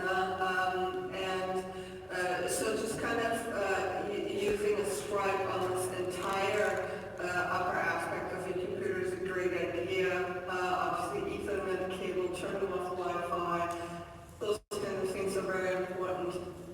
I had a very enlightened TI teach me something, and we were discussing the BTK, and the individual was saying that yes, they were hearing the voices, but they knew that they were synthetic, that even though these voices were directly projected into the head, it was very clear that the person was able to identify that as other than self. And in that way, the person was also looking at the pain the same way as, oh, it's just synthetically induced. And I found this individual remarkably resilient to the attacks. So that is what I mean with a spiritual perspective of who are you? In this day and age, I don't really think that all of our brainwaves can be modulated. I mean, in the 1960s, they were able to modify monkeys and induce pleasure as well as, complete motor control. This has just become more and more sophisticated. So the question really is how much of the world's population is thought are artificial intelligence, and what aspect of us is not. And this is where the state of being in the now comes, because in a state of no thinking, the body actually lives in no time. This is considered, the spiritual zone of flow or Zen or, the magic moment, whatever you want to call it. So, these are some coping strategies that help us hold on to our humanity. I believe that all of humanity is under siege. There's a concerted depopulation effort, a social engineering effort. It's not just about torturing people, but literally building concentration camps through mind control, just electronically, by remotely altering brain waves. And do I have the ultimate solution? No. Do I hope for a world where these traitors and just absolute evildoers will be prosecuted? Absolutely.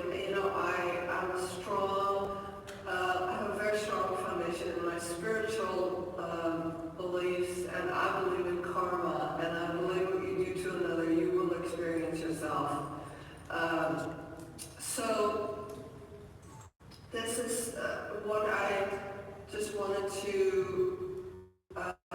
impart to you. There are universities now who are confirming a lot of our findings. For example, the University of Colorado has found graphene in dental anesthetics. We filmed microchips or self-assembling in dental anesthetics. Dr. Lambert has also done studies of really showing these micro robots that just continue to persist, for weeks and weeks on end. I've done similar research. Other doctors also have done this, and I believe this is all the same technology. I've filmed in the human blood. You can find that on my Substack. The self-assembly of mesogen DNA biosensors. I had the great opportunity to collaborate and call my friend Dr. Hildegarde standing here, who's a toxicologist, who's a phenomenal expert over the last 40 years in this advanced nanomaterials, and she really taught me and guided me in terms of the enormous literature research that I've gone through to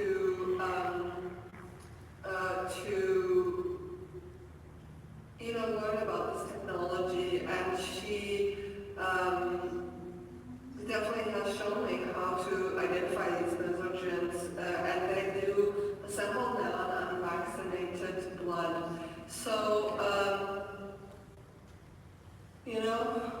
things like metal detoxification, vitamin C, I use EDTA specifically. The reason why I did not recommend the zeolite, that actually came from Dr. Staniger. She was discussing that the elastomer biosensors that were, for example, also manufactured by DuPont, that had the same chemical composition as what she found as the mesogen brain chips that she described in the 2012 publication, Global Brain Chip, that was activated by the silica of the zeolite. So I just simply, I take expert advice, and this is why I recommended against it. The EDTA she approved of, and I'm a certified chelation practitioner. I've taken metals out of people for many years now. It's very safe. Not that the vitamin C is very useful. The methyl blue is pretty high doses, sometimes between 50 to 100 milligrams, that can help with the cognitive dysfunction, activated charcoal, fulvic acid, full nutritional support. All these things are helpful. Again, they do not stop the attacks. There are people who are discussing certain modalities to pull out these chips. Whether or not that's effective, some far infrared devices are available. That's a possibility. Ultimately, they need to be surgically removed as well. So this is sort of a little bit of an overview. If you want to learn more about my research, specifically, you can find me at mhphd.substack.com. And from my perspective, I think that what targeted justice is doing is enormously important. Again, I think, for me as a clinician in private practice, it's very challenging to do anything for these extremely desperate TIs. I run a huge clinic, and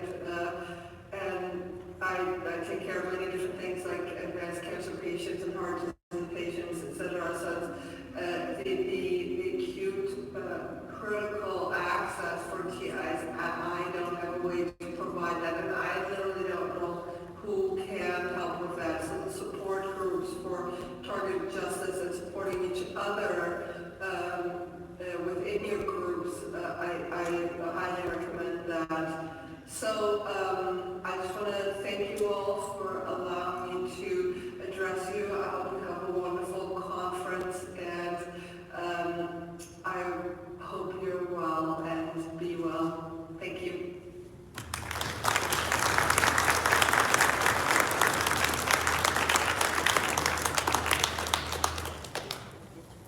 We're going to try to get David to play, and then we're done. Does anybody have anything, question or anything?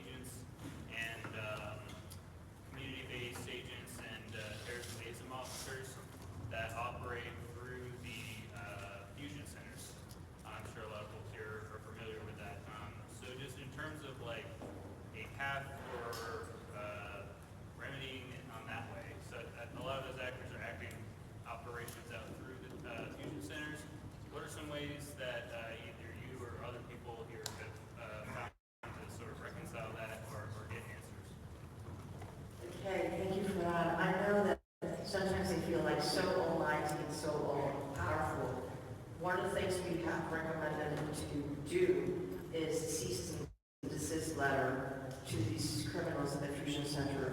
And even though they're going to, continue, many of them continue to do their stupid antics, what is very valuable about it, when you're going to send it by certified mail, what's really valuable is that when this program is shut down and you have to be able to, sit in front of your peers and testify about all the atrocious things they did to you, that evidence that you already sent 3, 4 years ago, 2 years ago, that letter to them and demanded cease and desist, and they still decided to continue with the stalking and the harassment and the surveillance.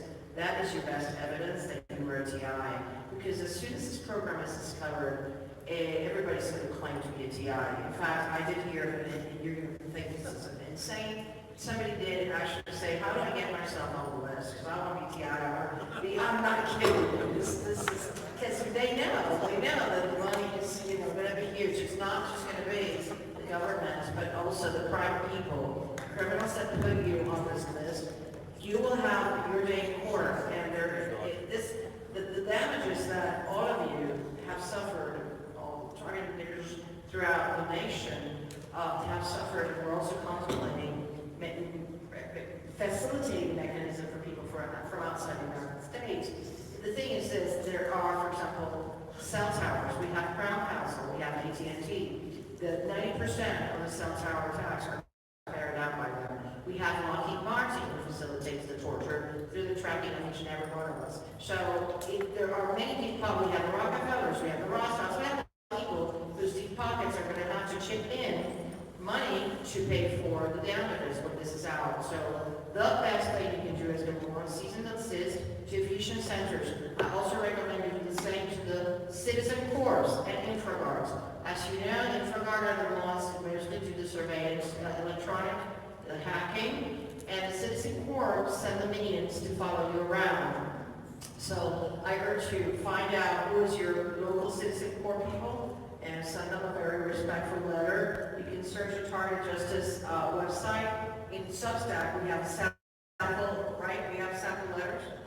Yeah, we have sample letters that you can adapt, just like the medical implant. Any of you undergoing any medical procedure, please make sure you give your medical implant letter. There's in the Target Justice website, saying I do not consent to be implanted with any medical device that's not told to me. Okay. Just a follow-up question. Thank you. I was aware of most of that, not the citizen corps. I was not aware of that. Yeah. They are boots on the ground for the fusion centers. What about freedom of information requests? Has anybody had any luck with those? They're not, there's a case, FBI versus FICRE, which is the one that ended up in the Supreme Court, and the court acknowledged, that FBI admits they will not tell anybody except if you're in the no-fly list. They won't even tell. They won't even confirm or deny people that are on the selectee list, which is the suspected terrorists. Say, I have a code 2. They will only tell people handed code 1. So no, but it's important that you send it because you are building a record. It's like I tell everybody, keep on journaling with your emotions. Just put in paper when things like this happen because it's going to be your best evidence. Because the day of reckoning is coming, I'm absolutely convinced of that. I hope the Supreme Court is moved by our petition for certiorari, where we're just asking, declare illegal Kevin Toes 3, and let us prove to the district court, return this case, and let us prove that in fact these are two illegal categories where innocent people without reasonable suspicion are placed without any due process. So we certainly hope that the Supreme Court listens and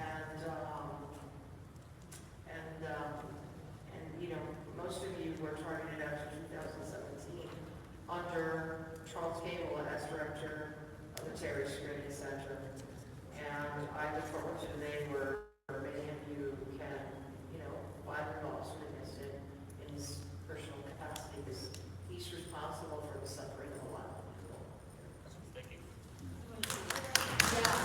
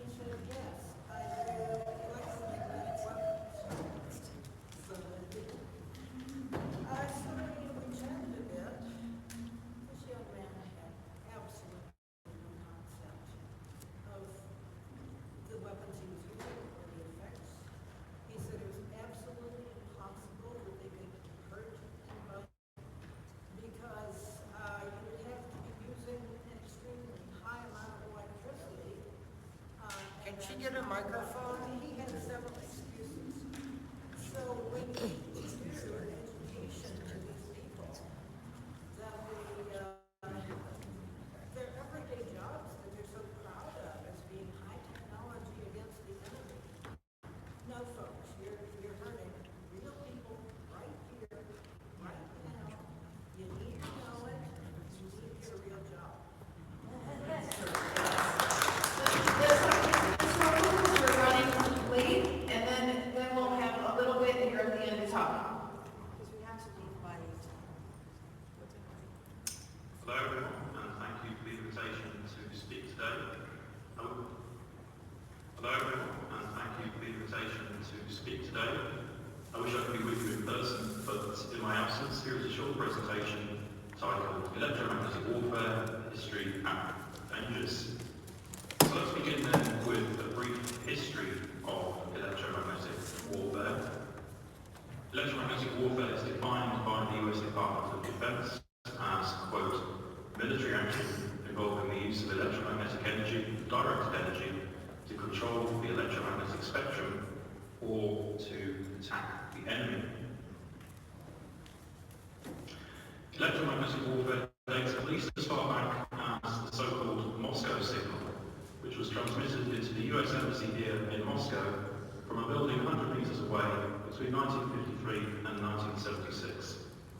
It involved weak microwave radiation and possibly specialized scalar electromagnetic transmitters, and its original purpose may have been to disrupt US communications and surveillance equipment, or perhaps to connect with a Soviet listening device, or to test US scientists' familiarity with scalar EM, but it became clear that the radiation caused detrimental health effects.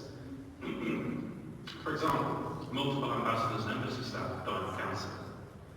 The US authorities allowed this experiment to continue without informing the embassy staff.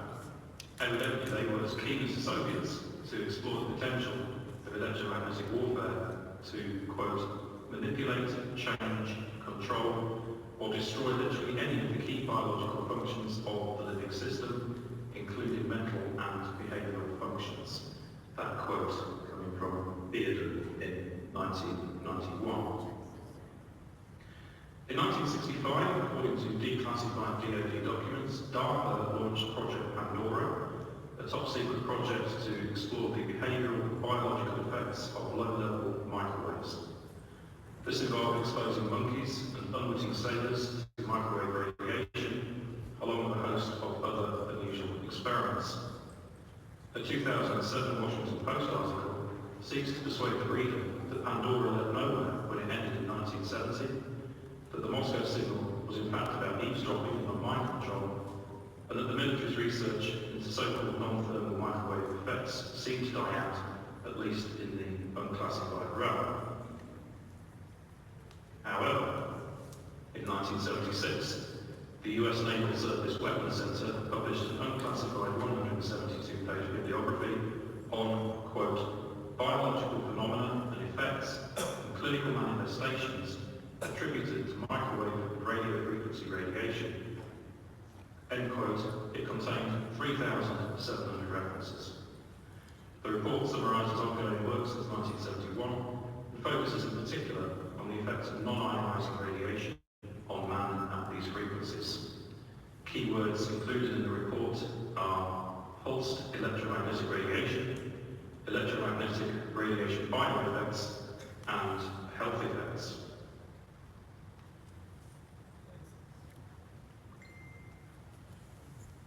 On July 4, 1976, the US bicentennial, high-powered Soviet transmitters began broadcasting a rapid tapping sound in the 3 to 30 megahertz band, interfering with communications all over the world.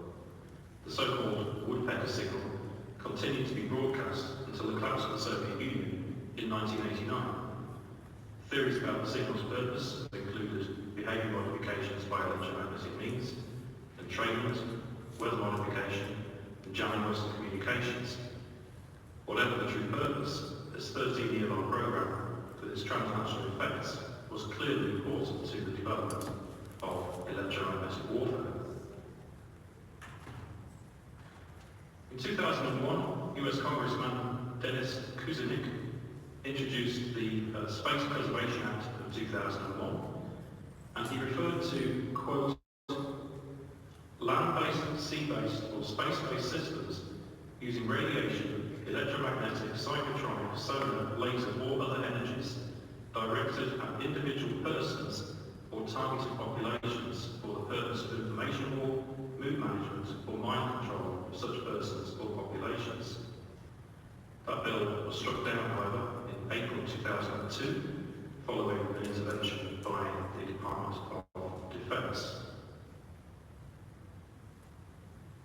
In 2002, the US Air Force was granted a patent, shown here, for which it had first filed in 1996, titled Method and Device for Implementing the Radio Frequency Theory. A frequency transmitted to the head of a receiving subject will, according to the patent, introduce a thermal acoustic signal in the bone tissue material of the head that replicates the input audio signal and is demodulated by the cochlea to produce nerve signals which are sent to the brain, thus, quote, enabling intelligible speech to be perceived by the brain, end quote. The patent expired in 2016. Long-range acoustic devices, LRAD, can beam sound directly into a person's head, so-called voice-to-skull or VTK technology. Either a painfully loud sound that can cause deafness if prolonged, or speech. It's been deployed in numerous contexts, including repelling Somali pirates and putting the, quote, voice of God, end quote, into the minds of terrorists. Between 2002 and 2007, the Pentagon developed two active denial systems, i.e. crowd control methods that use millimeter waves to produce a sensation of intense heat without causing actual burns. At the time, the limitations of the technology meant, quote, that the ability of the government or anyone else to shoot beams at hundreds of people on city streets, into their homes, and while they travel in cars and planes is beyond improbable. Now that was from a 2007 news article. However, today that is no longer the case. Havana syndrome, more accurately called non-kinetic brain injury because of the lack of concussion, refers to a cluster of mysterious illnesses allegedly affecting US and Canadian diplomats and their families stationed in Havana, Cuba in 2016. As with the Russian disinformation narratives of 2016, as a pretext to start censoring certain kinds of online information, i.e. anything contradicting official narratives, Havana syndrome is evidently an attempt to blame official elements for actions taken much closer to home. Symptoms of Havana syndrome include constant headaches, dizziness, loss of memory and vision, mental disorientation, nausea, insomnia and vertigo. A 2020 report by the US National Academies of Science, Engineering and Medicine concludes that, quote, directed pulse radio frequency energy represents the most plausible mechanism for the syndrome. An intelligence study declassified in March 2023 similarly finds that the range of illnesses was most likely caused by, quote, pulsed electromagnetic energy, end quote, that could penetrate buildings using commercial off-the-shelf technology with devices that are easily portable and concealable.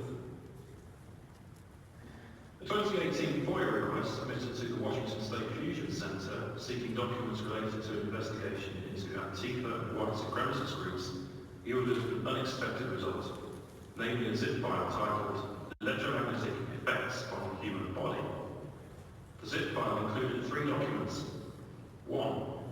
Psychoelectric weapon effects originating in a 1992 lawsuit brought by former NSA employee John St. Clair Acquay against the NSA, showing the effects of electromagnetic warfare on the human body.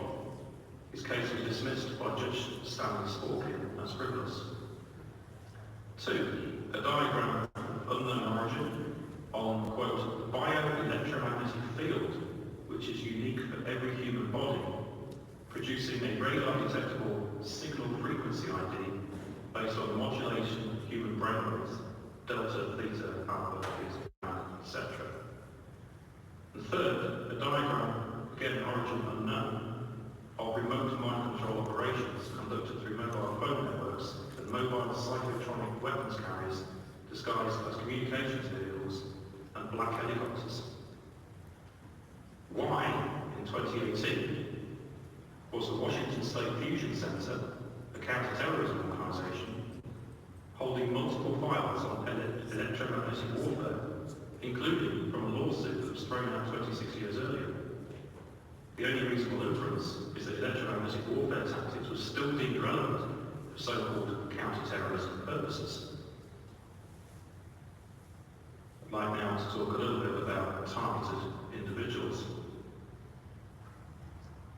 Despite the attempt by a former CIA operative to characterise all Obama-Zimmerman attacks as being against US officials by the Russians, and despite the US Government Accountability Office recognising only, quote, US government employees and family members as victims of the attacks, it is evident that such attacks have been perpetrated against innocent civilians around the world for decades. For example, by 2007, websites dedicated to electronic harassment and gang stalking had appeared in India, China, Japan, South Korea, the United Kingdom, Russia, and elsewhere. Given the US government's notorious history of experimenting on citizens without their informed consent, for instance by spraying civilian populations with biowarfare agents, or by conducting thousands of human radiation experiments for which President Clinton later apologised, it is reasonable to assume, as Weinberger did in 2007, that if the DoD could, quote, develop mind control or long-distance range weapons, it almost certainly would, and once developed, the possibility that they might be tested on innocent civilians could not be categorically dismissed, end quote. When one understands the relevant history, the testing of electromagnetic weapons on innocent civilians should not be dismissed as implausible. Rather, it is to be expected. As Catherine Austin Fitz has argued, targeted individuals represent, quote, the prototypes, end quote, on which to try out new experimental technology.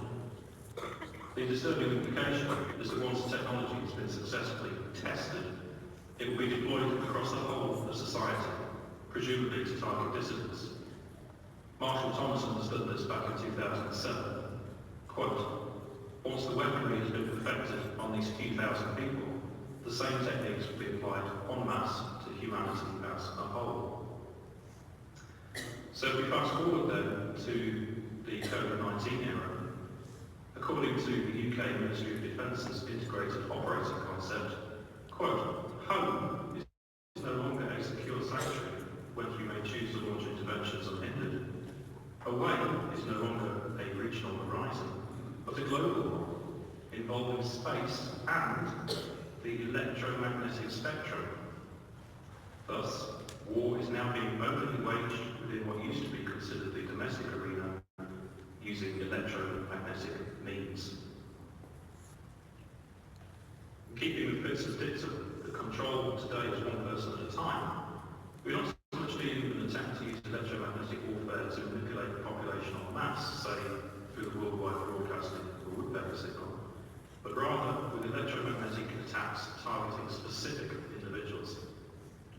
What might once have seemed like an unproductive investment of resources, for instance setting up vehicles outside victims' homes to broadcast electronic warfare signals, no longer appears that way when we consider recent technological developments, which have not only yielded phased array beamforming capabilities, as in 5G networks, but also syringe injectable intracorporeal bioelectronic networks capable of communicating with an external network.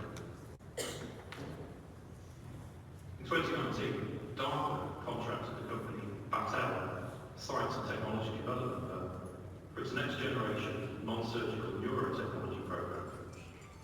This will involve, quote, bi-directional brain control technology interfaces that can be introduced into the body via injection and directed to a specific area of the brain via magnetoelectric signals.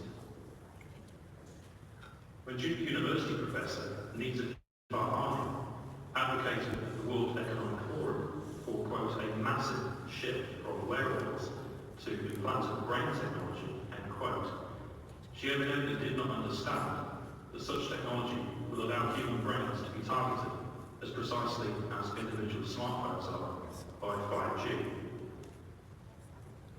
Developments since 2020 involving the mass rollout of 5G, soon 6G, and the mass injection of populations with substances containing a cocktail of undisclosed ingredients, including an array of rare metals, are deeply troubling in this context.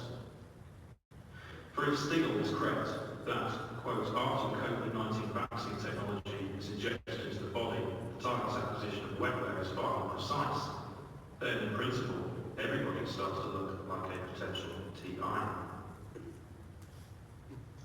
Final section on remote control of human bodies.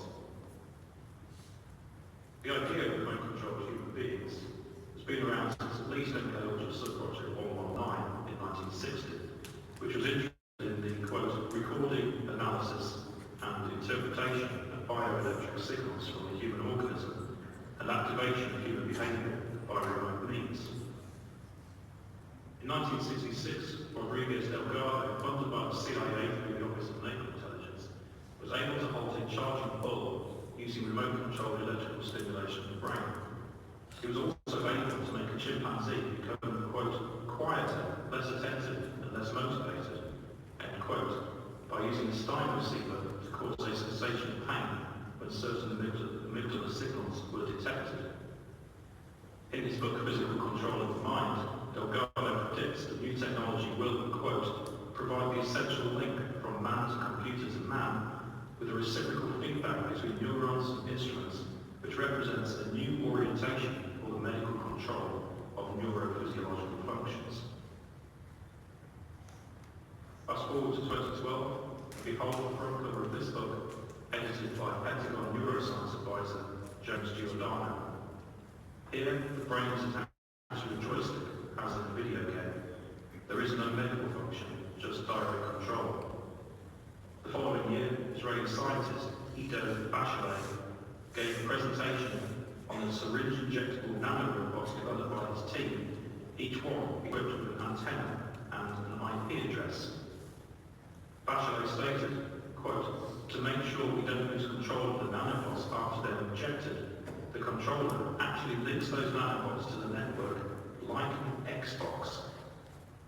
Given that the so-called PlayStation mentality has been linked to excessive, inverted commas, collateral damage in drone warfare, it is disturbing that biodigital technologies capable of connecting human brains and bodies to the internet were immediately conceived of in video game terms. According to retired professor of international political economy, Case van der Kale, the possibility of vaccination as a neurological remote control must now be taken seriously for, quote, after achieving access by vaccination to the biomass of the 7 to 8 billion individuals who have to be controlled, remote control is no longer an absurd fantasy, end quote.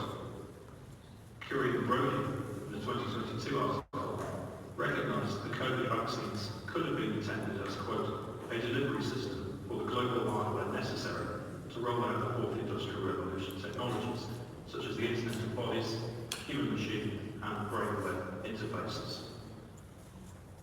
Certainly there must have been some reason for the aggressive worldwide push that resulted in a reported 5.55 billion people receiving experimental technologies into their bodies. A manufactured public health crisis was not it. Or, if the COVID injections were part of a worldwide military experiment intended to calibrate the tolerance of different groups of people to different levels of whatever was in the shots, then the worst may still be to come in the scientifically illiterate, quote, era of pandemics, end quote, the ruling class expects us to believe is coming.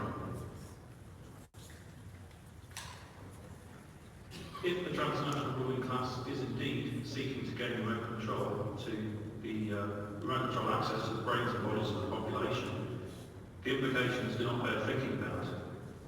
In his 2030 scenario, Ray Kurzweil, in 2005, anticipated that, quote, nanobot technology will provide fully immersive, totally convincing virtual reality. Thus, if the nanobots remain inactive, we experience real reality.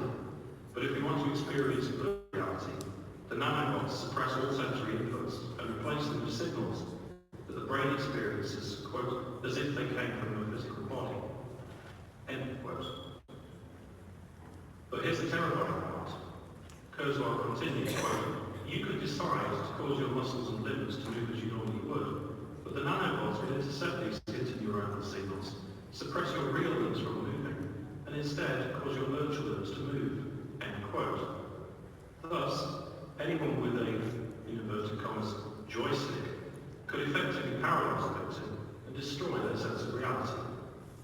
I have been told by a retired professional who worked with nanobot researchers for many years that the end game is, quote, likely to be worse than death because victims will be made prisoners in their own bodies, end quote. Or a person's nervous system could be hijacked and their actual limb movements controlled, much like the so-called remote control cyborg beetle.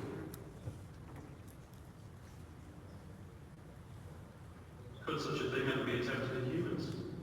DARPA's ElectRx program manager, Doug Weber, claims that the peripheral nervous system is the body's information superhighway. But as the Snowden leaks first revealed publicly in 2013, the internet allowed the NSA backdoor access into everyone's personal computers. The internet and biometric things could allow the deep state backdoor access to everybody's bodies. It is disturbing in this context that human beings are now being portrayed as hackable animals, and that Moderna claims to be hacking the software of life. Remote control torture becomes a possibility. As Kaiser recognized in 2003, quote, nanotechnology could theoretically be used to make mind control systems, invisible and mobile eavesdropping devices, or unimaginably horrific tools of torture, end quote. According to a 2008 Defense Intelligence report, quote, the concept of torture could be altered by products in the neuroscience market, end quote. In 2019, UN Special Rapporteur on Torture, Niels Meltzer, received numerous reports of electronic torture and forms of torture involving, quote, medical implants and, conceivably, nano or neurotechnological devices, end quote. In the era of AI, John Hawkins envisages a scenario where, quote, leftists are summarily rounded up, Pol Pot style, and fitted with devices that read and torment and control their minds. In the context of the electromagnetic weapons system, possibilities are opened up for remote control assassination, allowing dissidents to be quickly and effectively eliminated in a way that is targeted, asymmetrical, and traceless. All dissidents could be quickly and efficiently eliminated in an AI-powered version of what Van der Payne calls the information liquidation model. So in conclusion, the history of electromagnetic warfare teaches that experiments in electromagnetic warfare date back at least 7 decades.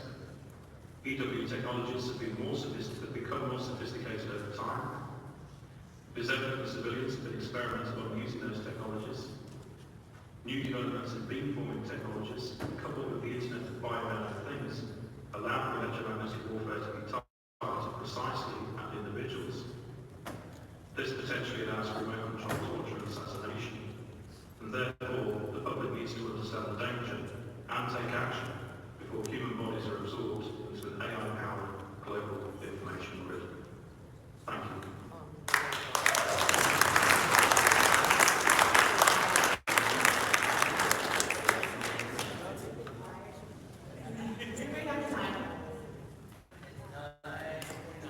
Okay, we have 10 minutes before we are going to be kicked out of here. So we're going to do the raffle, and then we'll close up with maybe a couple of comments from people.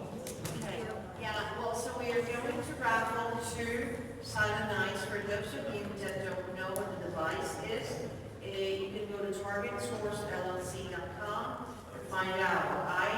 The first silent night was created for me because this creator, he's one of the, he's Target Justice Research R&D genius.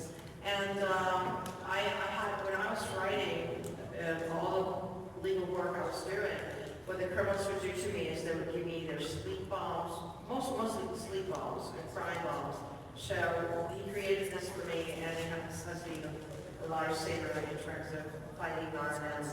So we are going to have two of them. He has continued to improve them as, and you're going to figure it out, as you have, he's going to continue to improve them, but I have to warn you, if you have, and if even like if you are the winner of this, if you have gas appliances, you cannot use it. This is a live spark, and your house is going to explode. So, and I'm going to make you sign a waiver if you win, okay? It's that simple. So,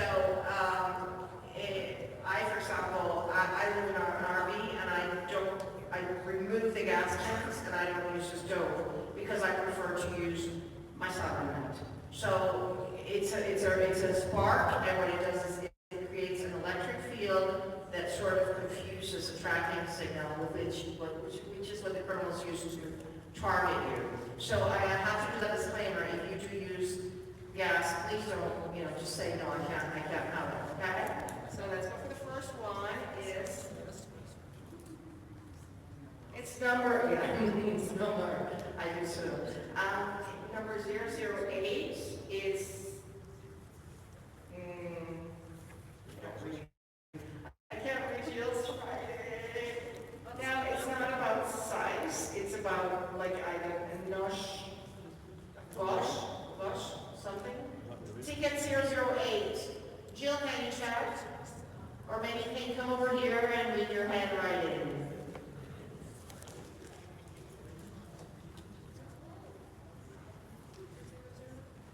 Check your ticket to see if you have 008. The last name is Kearns, K-E-R-N-S, or K-E-R-U-S, Nishu, N-E-S.